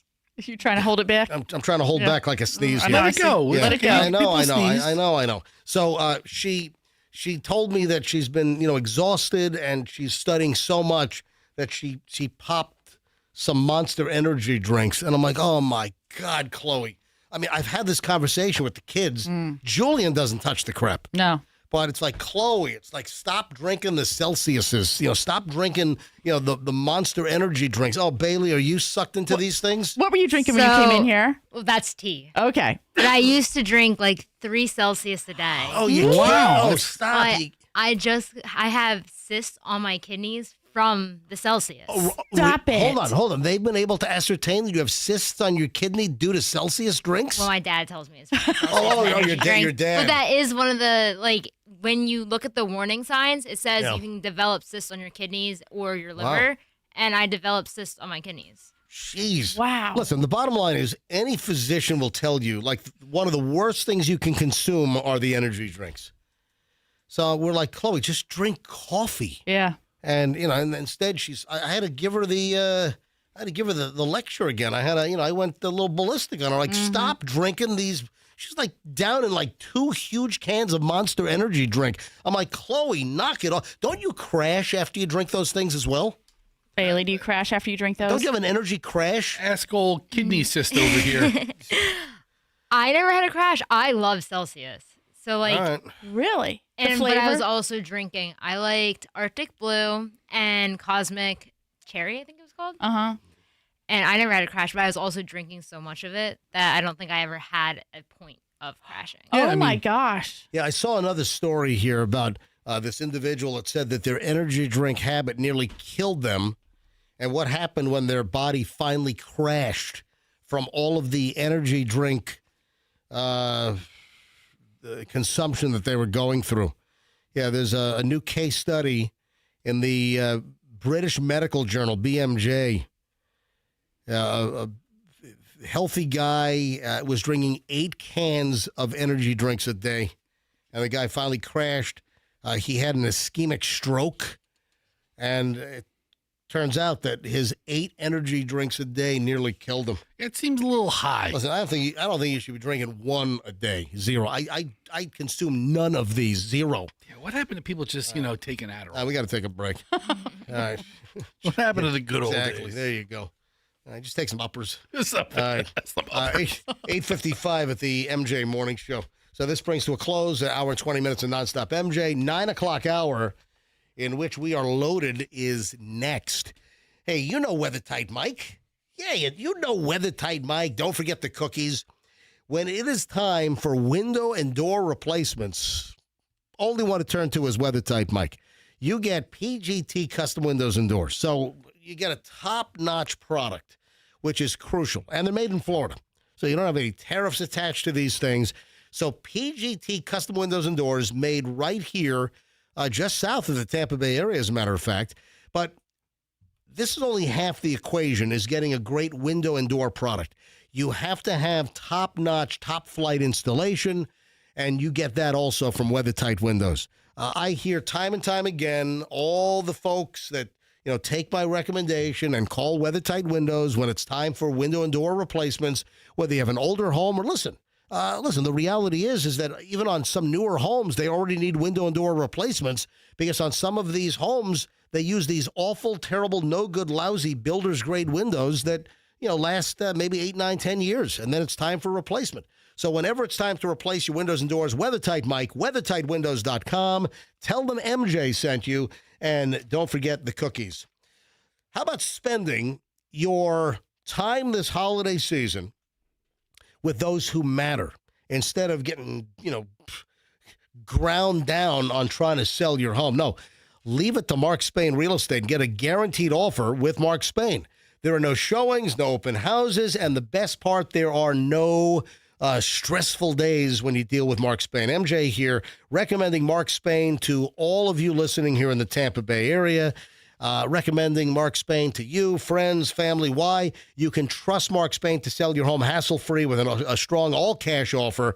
In fact, Mark Spain Real Estate is the #1 reviewed real estate company in the U.S. with over 14,000 five-star reviews. And you can trust my friends over at Mark Spain to sell your home fast and for maximum profit. Tracy said the guaranteed offer from Mark Spain Real Estate was fantastic. It could not have gone any better. Received an offer that was higher than what we were expecting.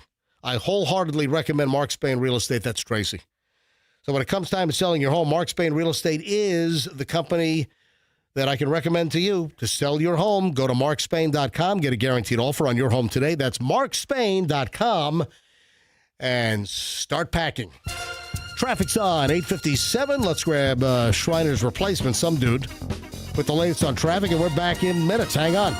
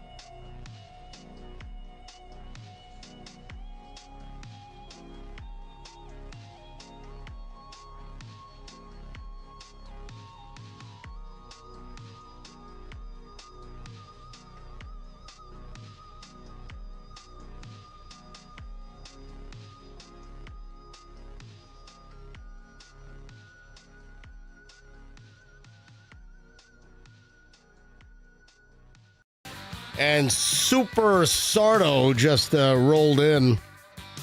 Good old Santo Sardo from Sardo's Pizza on Ulmerton. Just rolled in, man. Pizza for everybody, and also it's charity time for Sardo. So we'll speak to Sardo in just a bit. Hey, what do you think of our new studio, man? Pretty nice, huh? Yeah, it's a lot better than the old studio.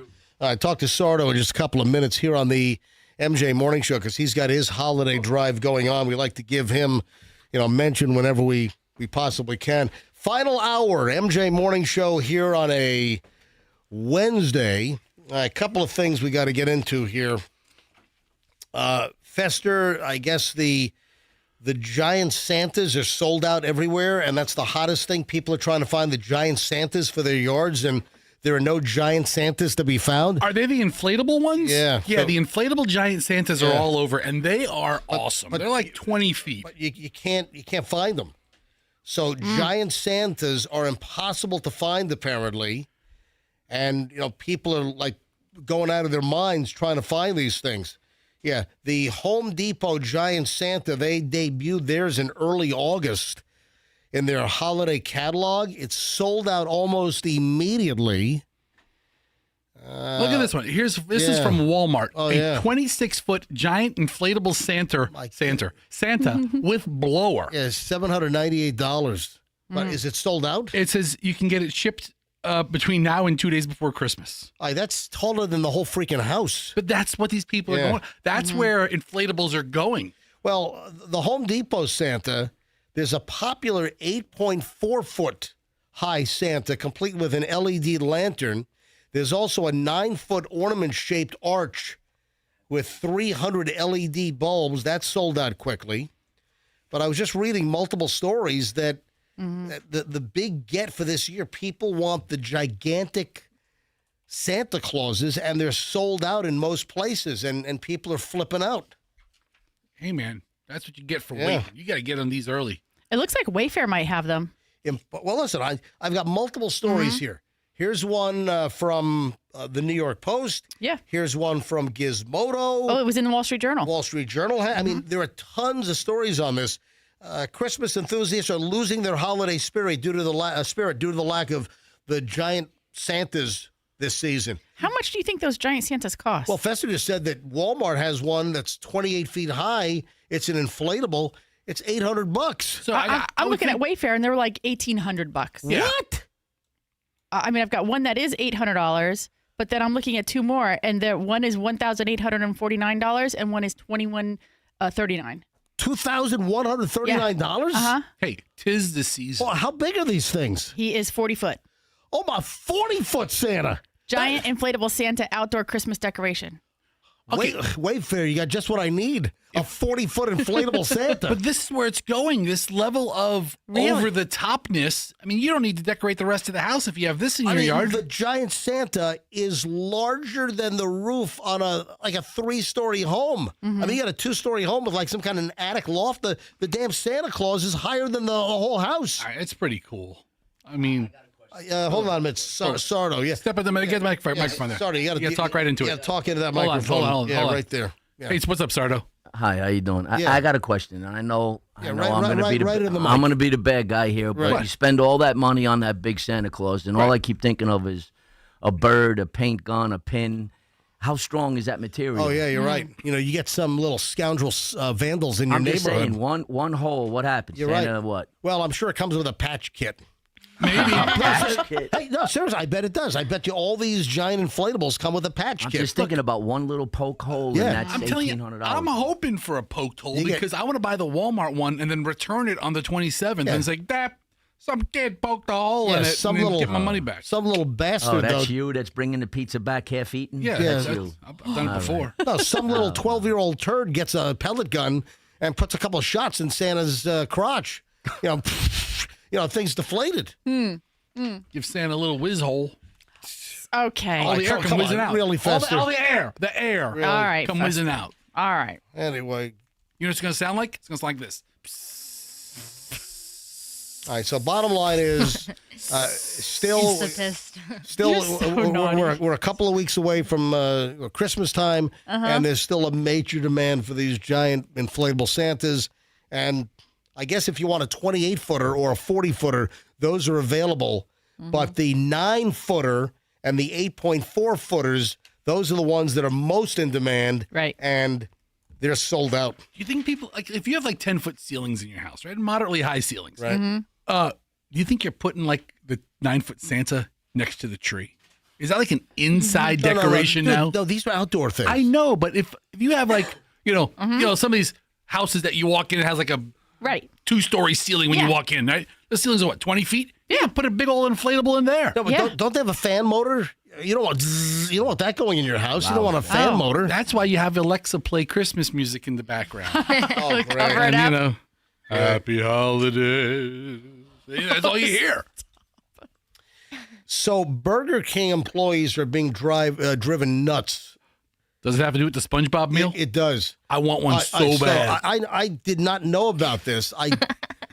Wait a sec. Maybe I did see a commercial. You saw a commercial for it? Yeah, I did. It's essentially a Whopper in a SpongeBob bun. So it's a yellow bun. These SpongeBob fan nutcases are driving Burger King employees nuts.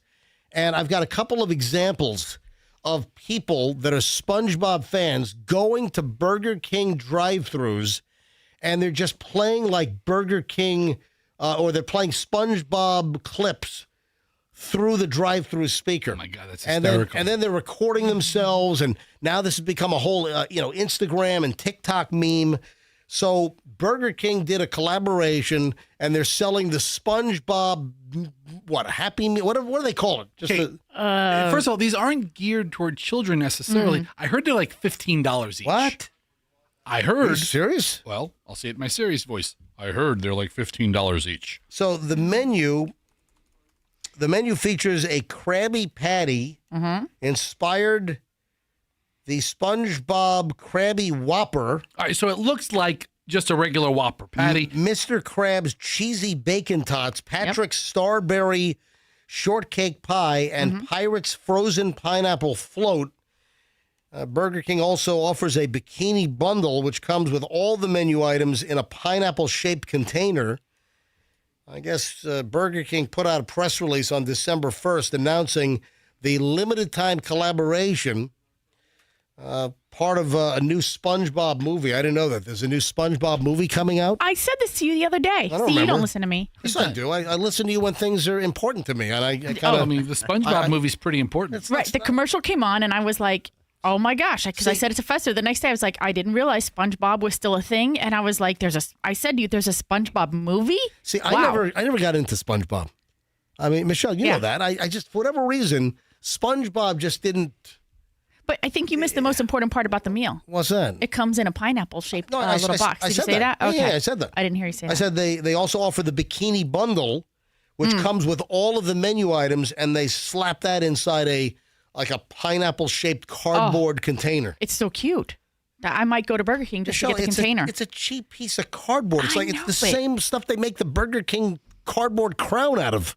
It's just so cute. Anyway. Yeah. So I have some examples of people driving the Burger King employees nuts, driving up to the drive-thrus and playing this. Thank you for choosing Burger King. My name's Dave. How can I help you?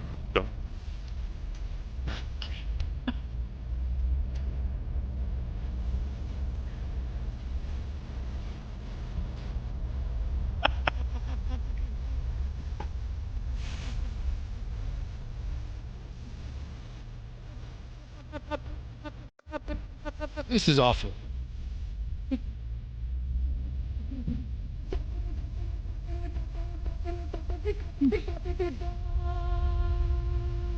Preparing the Krabby Patty.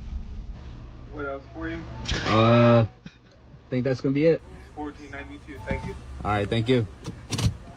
$14.92. Wow. Holy crap. So wait a sec. So the guy plays what, a 45-second? I would never have known that's from SpongeBob. Some corporate guy. Yeah.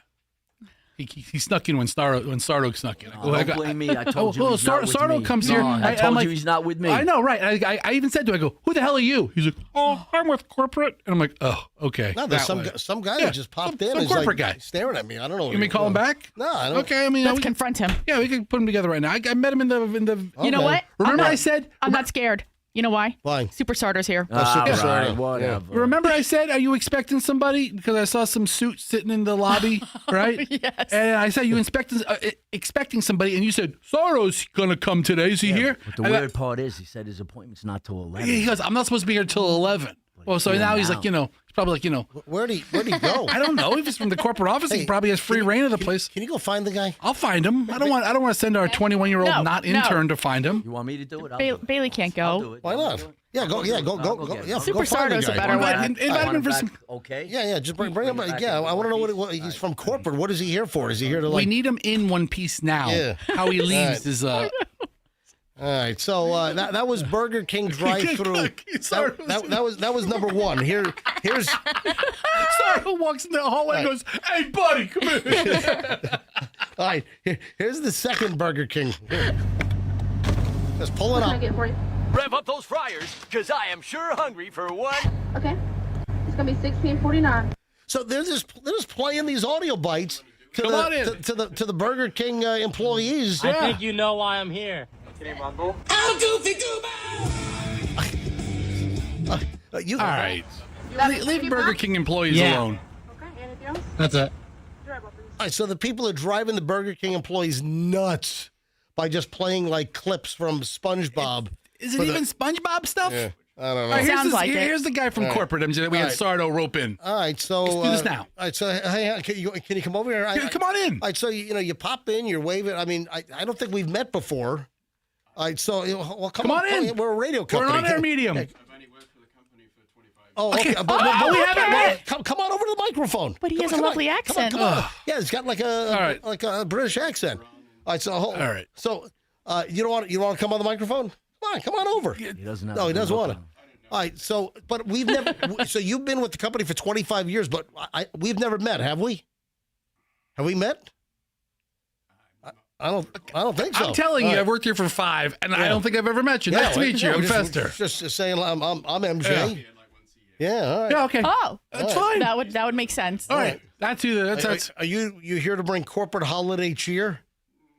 All right, something okay.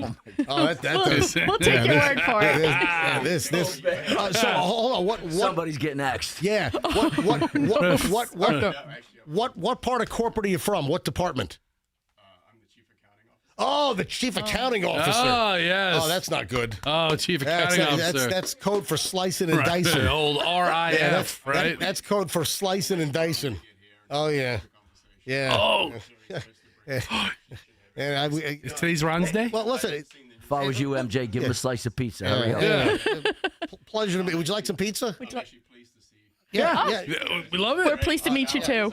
Well, it's very nice to meet you. Slice of pizza. But he won't come. He won't come close to the microphone. I mean, Hey, Fester. the accounting guys don't necessarily know the intricacies of a good radio show and actually stepping up to the microphone, which we understand. I love this show. Yeah. But I love this show. I couldn't. Love these guys. We're getting fired. I couldn't balance the budget either. I think Ron's going to get it today. Doesn't matter. Listen, Radio 20. It doesn't matter. We're the number one Nielsen. It doesn't matter. We're the number one Nielsen rated show. Right. They can fire us in 2 hours. Thanks, man. Number one. All right. Pleasure to meet you. Pleasure to see you. All right. Hey, what time is it? 9:16. All right, we have time. And then I want to talk to Sardo because you've got your holiday drive coming up. Now, this is ridiculous. There are numerous AI written shows, and one is starring Lisa Kudrow of Friends fame. No, that's not true. No. Listen, Lisa Kudrow returns as Valerie Cherish in a third season of The Comeback, where she lands a starring role in an AI-written series. So it's a show about an actress, and the premise of the show is the AI show. Okay, all right, so humans are writing the show. Yes, humans are writing this show about her having a comeback in doing a show that is written by AI. Okay. That's the premise of the show. All right, but there are other experiments now where they're trying to write scripts with AI. and take the writer out of the equation. And you've got like SAG-AFTRA, they're trying to, fight this. You've got the industry resources, but this is where some of the movie companies want to go. This is where they want to try to save money. And I'm sorry. I mean, this is appalling to me. I don't want to have, series written by AI. You would never know.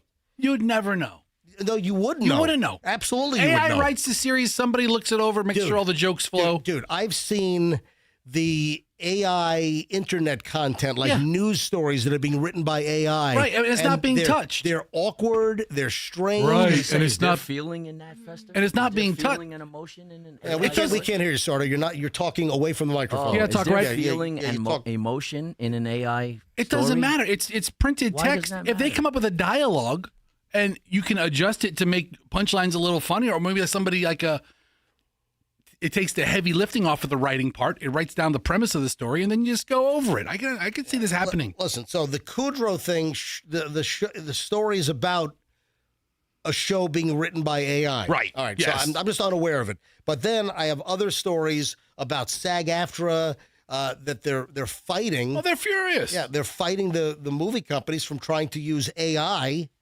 not only to learn to replace actors, but also to replace writers. And I'm sorry, that's a big problem. All right, Super Sardo, Sardo's Pizza.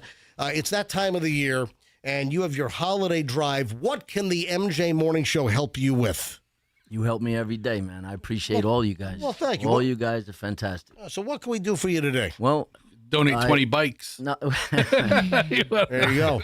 Do I have to say good bikes? I don't want to go through what I went through last year, but we don't want to bring that up again. But anyway, no, everything so far, I'm way ahead of schedule. I have like close to 200 families that are going to be taken care of. There's another 80 that I'm trying to get, so it should be close to 300. We did one event. We just passed it. That beautiful man, Brutus the Barber, helped me out tremendously. Yeah. A couple other people helped me out.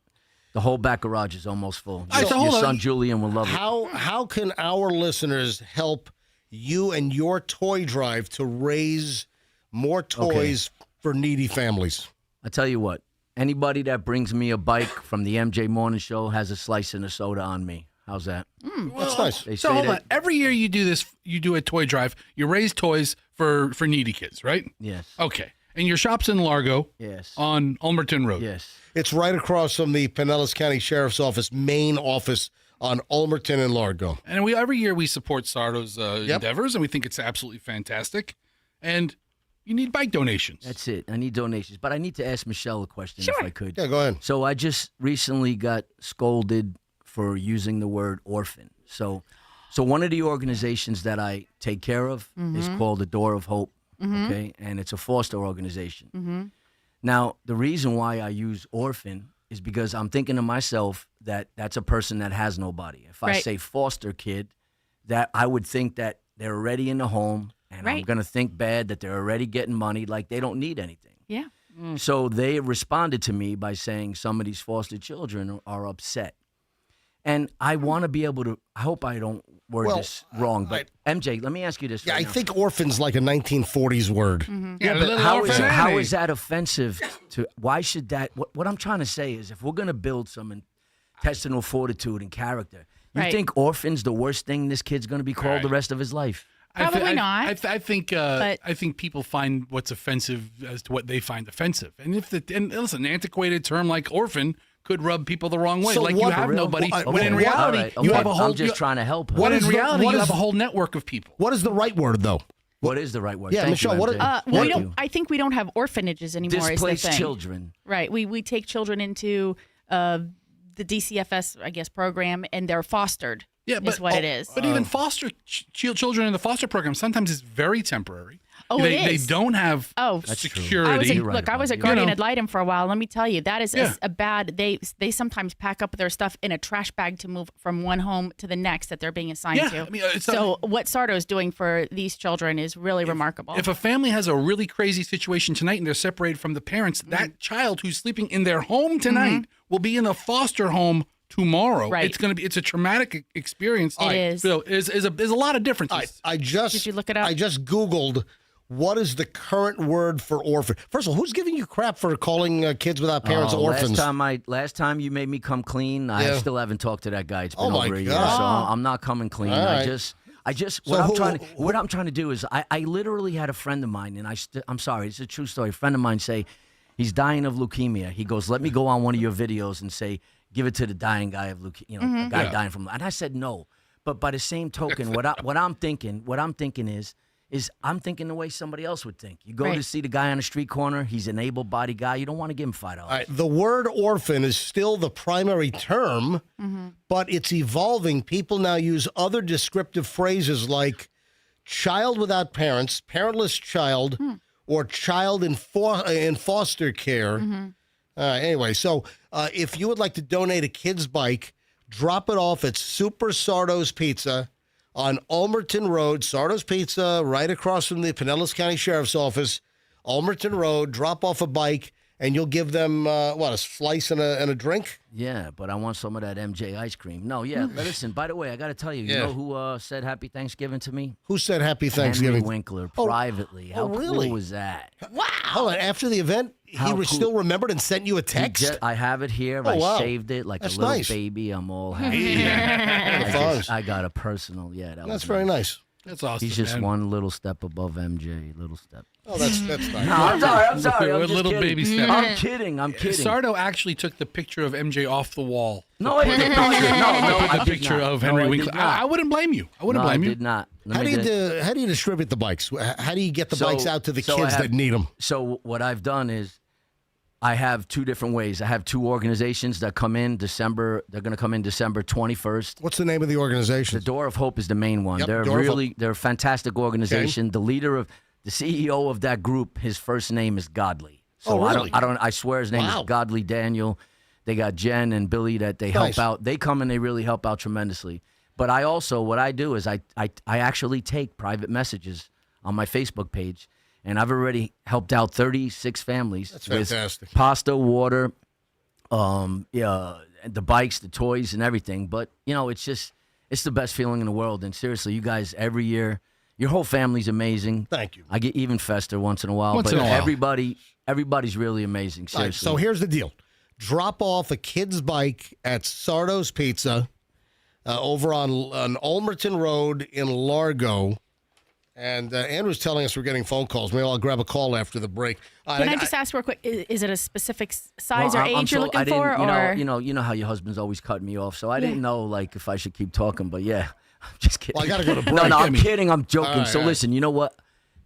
Believe it or not, MJ, all the younger kids get everything. And from 13 to 17 get nothing. Oh, that sucks. So I should, if I can reword that, and maybe a little speaker for, I don't know, what do you think for adult, like teenagers, something for them. I have a friend who's also doing a toy drive, and he said that gift cards are gifts for kids. For teens. For teens. Gift cards are gifts for teens. A Target or Walmart gift card. Okay. Yeah, maybe. Well, even bikes. Bikes are great for teens because how are they getting to work if they don't have their driver's license? But listen, no golf carts and no electric bikes because I'm with my friend MJ. I want to. Okay. All right. Thank you. That's a great question. Thank you. Thank you, Sardo. Always great to have you. Hold on, because Stick around. I think there's a caller that might have a question for you. Hey, my good buddies over at Veterans Ford have a way that you can steal a truck from them. How would you like to steal a truck and not go to jail, not do prison time? So my buddy Lorenzo, who is the general manager and managing partner over at Veterans Ford, they have a couple of these Hennessy Venom 800 F-150 pickup trucks left that they absolutely have to, they absolutely have to sell these before the end of the year. All right, we're sitting at December 10th. They've got to go in the next couple of weeks. You know what this means? This means that Lorenzo is going to make some crazy low, stupid deals. And if you want to steal a Hennessy Venom 800, this is an 800 horsepower Hennessy modified F-150 with the full factory warranty. And, these are highly desired, and they have a couple of them left at Veterans Ford. So if you want to really steal one of these things with a discount beyond belief, Go to Veterans Ford, Line Bar on the Veterans Expressway, and tell them that MJ sent you. And also on all the other Ford products, you've got 0% financing on lots of models right now. So utilize this amazing tool, 0% financing from Ford before that expires. Veterans Ford, Line Bar, Veterans Expressway, and tell them that MJ sent you. My good pals over at Zero Res, they want to help you get your house in phenomenal shape for the holiday season with an awesome deal. They'll clean your rooms, $40 a room. And if you do at least 3 rooms at $40, they'll do a staircase for $1. So get the house into good condition. Get the carpets clean. Don't have, company and guests and relatives over and be embarrassed because your carpets are all gnarled up and nasty. Get your carpets clean with Zero Res. You've got the process, which is patented. It's called ZR Water. They use an electrolyzed water to clean the carpets. It does not leave a residue. The other carpet cleaning companies leave a chemical, soapy, shampooy residue. It leaves a smell, and it also leaves the residue, which attracts dirt faster. That's why you want Zero Res. They don't leave the residue. So all they leave is clean, no residue, and your carpets stay cleaner longer. So right now, get the MJ deal. Go to Zero Res. TampaBay.com. Go to the website, ZeroResTampaBay.com, or call them up from the website. Tell them you want the MJ deal, $40 a room. And then, of course, if you do 3 rooms, you'll get a whole staircase cleaned for just $1. ZeroResTampaBay.com. Tell them that MJ sent you. Traffic's on 929. MJ Morning Show back in a minute. An accident with Mike.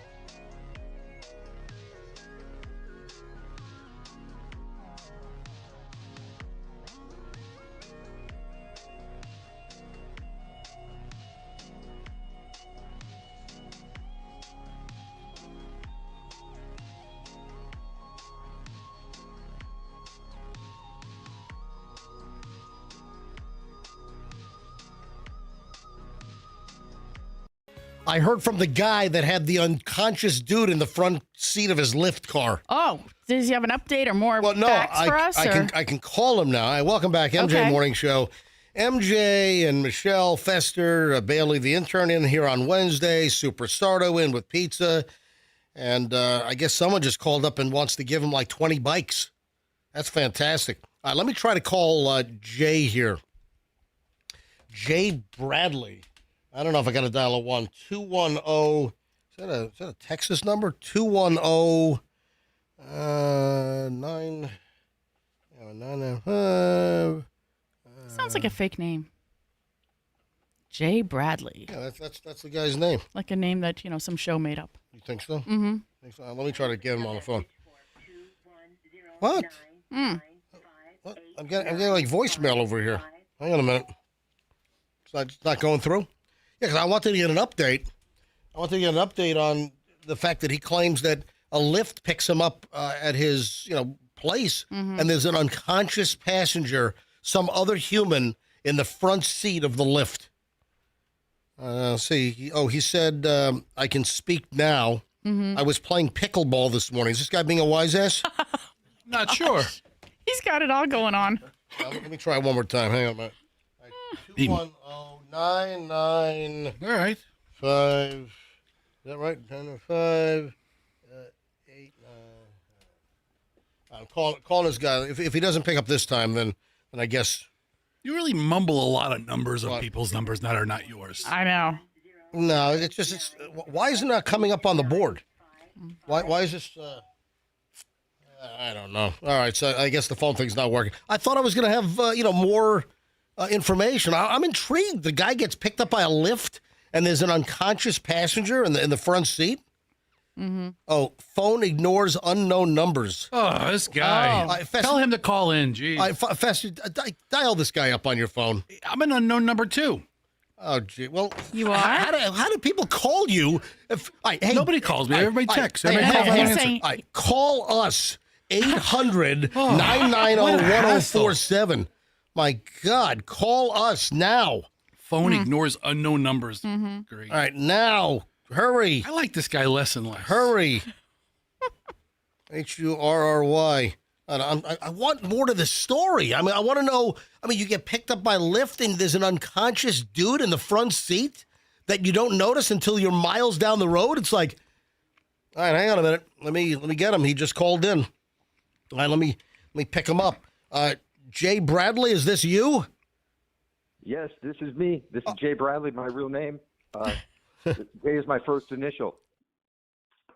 Jay, first of all, thank you for sending us the story about the Lyft driver.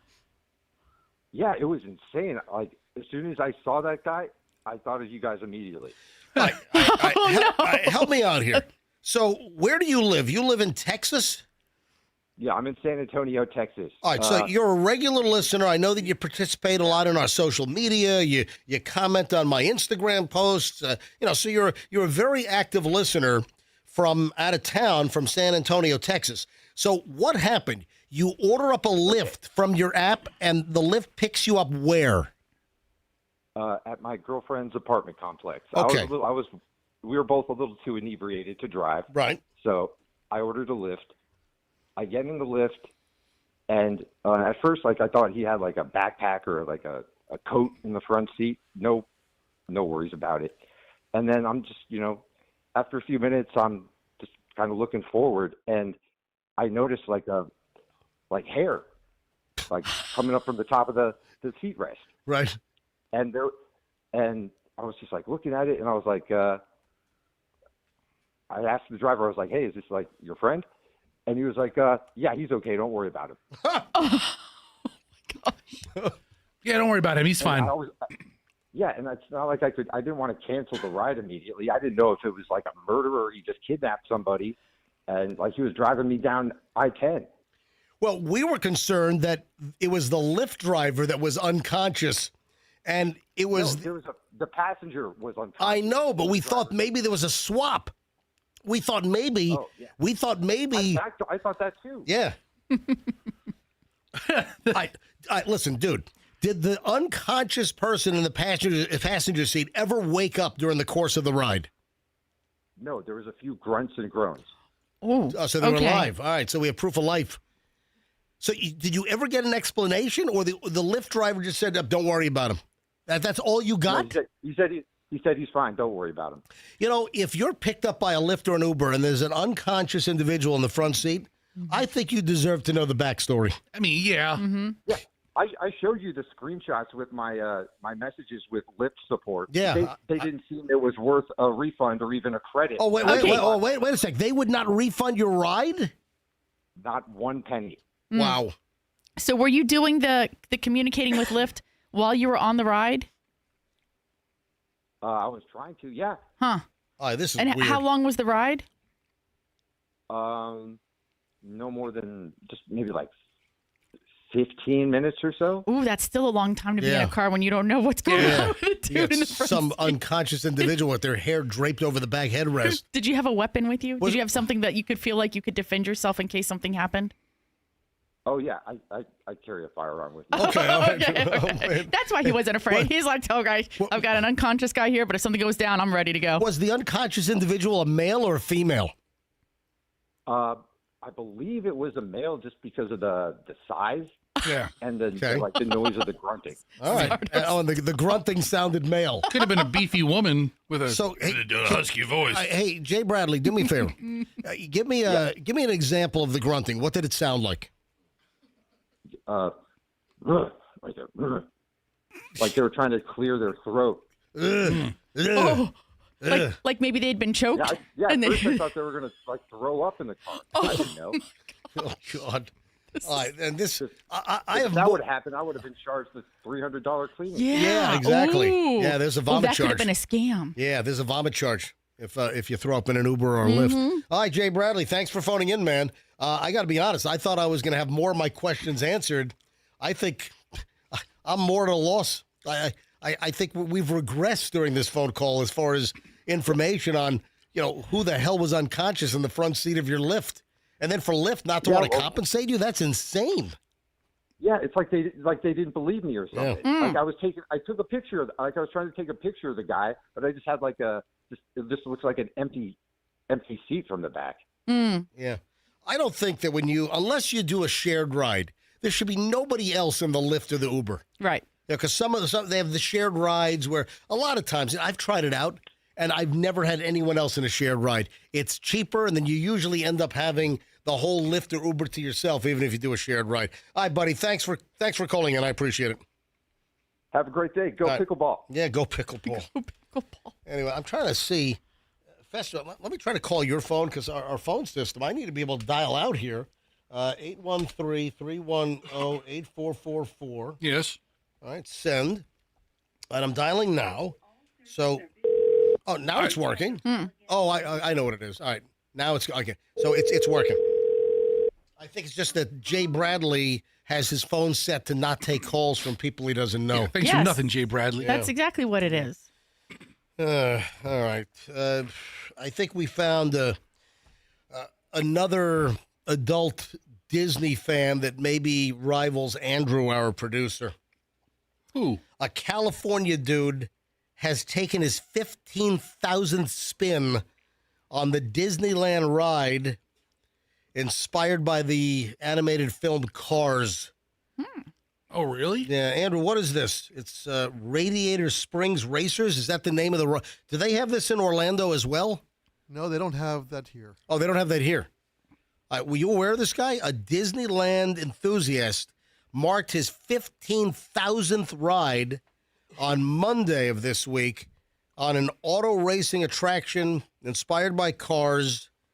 John Allen Hale said he was eager to try out the Radiator Springs Racers ride at Disney California Adventure after undergoing gastric bypass and knee replacement surgeries. Oh, he was too fat to get into the car before. Oh, and then that's what happened. Once he happened. Big fat ass. He was over the weight limit. Once he lost all the weight, then he could get into the ride. He was over the vehicle's gross cargo capacity. Wow. Well, he probably couldn't wedge himself into the damn thing. I got to see a picture of this guy. Yeah. I mean, is he like 2,000 pounds? He's like, so finally he lost weight, and then he didn't stop riding it.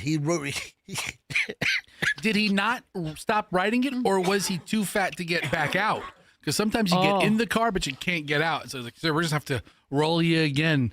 And he knocked off like 2,000 rides in 1 weekend or something. I'm sorry, folks. Today, I didn't say anything earlier, but I'm doing the best I can today. Yeah, what's wrong? I've got something. I don't know what the hell I got. You think you got the mung? I don't know. He's got the mung.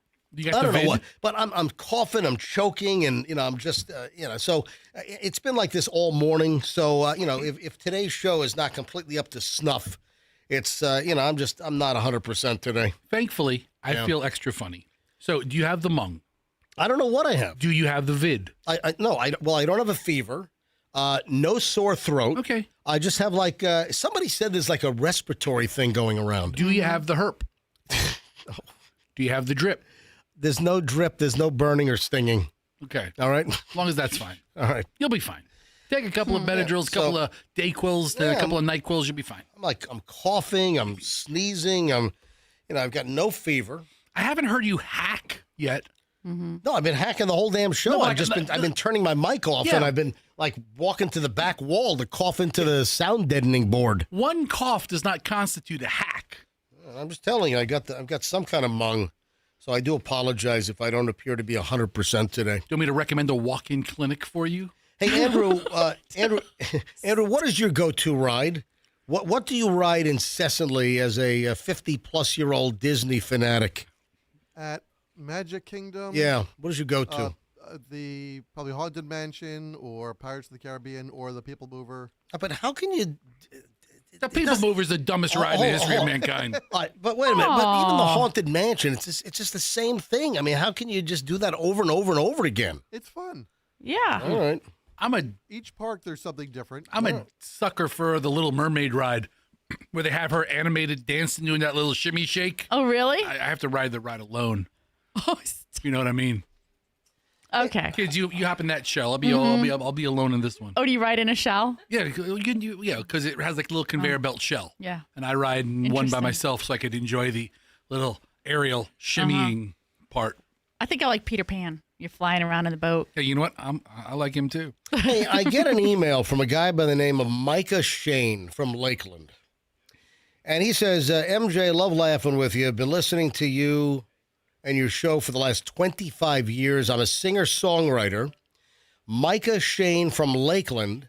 I'm a rocker, but wrote this little tune for this time of the year. It seems like everyone goes a little out of their way to hold a door, say thank you, or just be a little nicer this time of the year. So Michael Shane, Bill Murray said that, right? Right? What movie was that, Andrew? Groundhog's Day? Scrooged. Oh, it's Scrooged, yeah.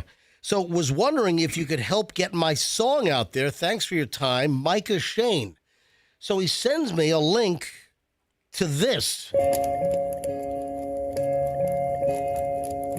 And this is his own song, This Time of the Year. And he asked me just to, play a little bit of it and spread some holiday cheer. Snowfall on the ground, feel the crisp air all around. Come and warm yourself by the fire. Love of neighbor fills the heart, and we always do our part to show our merriment and cheer. But it's only this time of year. It's nice. This time of year. Yeah, be nice this time of year. Yeah, I would suggest being nice all year round. People seem to gather close to the ones they love the most, and everyone begins to share. We all try to be so sweet to everybody and one we meet, but it's all too crystal clear that it's only this time of year. Oh, you get the message? The message is that he thinks that people are only nice this time of year. He's insulting society. No, he's not. Yes, he is. You're only nice this time of year, you miserable trolls. That's what he's doing. Happy New Year. Screw all of you again. That's what essentially he's saying. Only this time of year. I think it's a nice, pleasant song. Micah Shane from Lakeland. You should play it tomorrow. Play like at 7:30 or something. Yeah, 7:45. It's a nice, he's got a nice voice. So, Micah, thanks for sharing. I really appreciate it. So, Michelle, your sister's car is parked at her house. Still? Yeah. From last year? No, no. Yeah, She came and got it. I thought you got that jalopy fixed. No. She dropped off her car at her house at our house because she flew out like Sunday, right? Mm-hmm. So yeah, I dropped her off and picked you up at the same time. Yeah. So Michelle's sister dropped her car off. She lives up in Schiefland. Yeah. Way up the freaking road in the boonies. So Michelle's sister drops off her car, catch a flight at Tampa International, and I noticed that she's got a license plate bracket on the rear of her car, and it's covering up like the Sunshine State and covering up Florida. Lock her up. Well, here's the deal. I thought that has been illegal for a while, but there's like a new push. And so what changed on October 1st? Because even prior to October 1st, right, when this new law went into effect, it was still unlawful to block any portion of your Florida license plate with a bracket. So if you've got a Gators bracket or, an FSU or, a USF, plate, or, even the car dealer, the dealer plates, they've had sorry. Dealers have been giving out plates forever.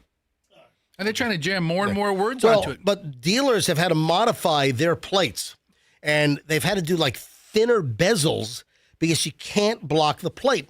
But what I want to know, Michelle, maybe you can find this out for me. Okay, it's not illegal to have a license plate frame. You just can't have the frame that covers up any information. Any of the actual Florida printed plate cannot be covered up by your frame. Right. So it has to be a thin bezel, or it can be thicker, but as long as it's on the outside, not on the inside. But here's the deal. What happened on October 1st? Because prior, it was still illegal to block your plate. Before, you would just get a ticket. Now there are criminal charges up to a second-degree misdemeanor with penalties for anyone who alters, obscures, sells, or uses devices to cover their license plate. All right, so that's what happened. So, right, they've enhanced the penalty. They've changed the category of the penalty or the charge. According to the Tallahassee Democrat. Yeah. So the law, which went into effect. So you can go to jail for 2 months because you cover your license plate? October 1. Well, if you do it repeatedly, you might. What are you in for? I have a license plate frame. Ooh, stay away from him. Florida now prohibits any obstruction of license plates, making it a second-degree misdemeanor under House Bill 253, Statute 320.061. The new legislation makes it illegal to block, cover, distort, or even slightly obscure a Florida license plate, with penalties including up to 60 days in jail or a $500 fine for knowingly driving with an obscured plate. So they've enhanced the charges here. It has always been. I remember one of our old engineers, John McMartin. This is 20 freaking years ago on Gandy. He got a new vehicle from a dealership, and it was the dealer plate, the dealer license plate bracket, and he got pulled over by a trooper and got a ticket. It said Bob's Buy Here, Pay Here. Whatever it was. Yeah. Yeah. It had a big frame. Bond Auto Sales or something. All right. So Bennett New Car Alternative. Yeah, there Everybody you go. rides. Yeah. That's where John got his car. So I guess as of October 1, it's now enhanced as far as the charges you can face. So the question is, Michelle, should I just take your sister's bracket off? I mean, I don't want her to get pulled. I mean, it's a criminal charge now and up to 60 days in jail. Let me tell you what the problem is. Have you seen, I'll give you another problem. Have you seen the license plate covers where people put like the smoked covers over the license plate? Right. You can't see that. Listen, that is much more of a deliberate act to obscure your license plate versus having, a Florida Gators license plate bracket. Right. So the FSA, the Florida Sheriff's Association, they give all their members a license plate frame. And they put up a Twitter post or an X post. We want to assure all of you that the FSA license plate frame does not violate Florida state statute. So their bracket is compliant, is what you're saying. Yeah, and you can see, and all of the, I mean, it has the screw holes are covered, but none of the, not where the sticker would be, not the anywhere in the myflorida.com web address on top of the page. All the letters are clear. The state is clear. The oranges, the county, the in God we trust. Everything is visible. All right, listen, I'm just going to go home tonight. I'm going to take your sister's bracket off so she doesn't get pinched. Why don't you break it and put it like on her windshield? I'm not going to do that. Yeah. I'm going to tell her I'm going to take the bracket off so she doesn't get pulled over. But folks, be careful because now there are enhanced charges. Right. And I think that they're going to, get serious about this. All right, with that, we got to roll. All right, listen, I'm going home to nap. Have a good nap. I'm glad I made it through today's show, but I got to be honest. The shows usually fly. So when we do a show, it usually flies by. Today just dragged because I'm feeling just down and out. No, I was funny today. I'm feeling yeah. Show flew by for me. Yeah, it did not for me, man. Oh, yeah. Yeah. All I right, brought folks. jokes. Have a great one. We'll see you back here tomorrow. I'm going to get some rest. Hopefully I feel better tomorrow. So I'm sorry if I suck today. All right, have a good one, folks. It's the MJ Morning Show on Q105, and let's be careful out there.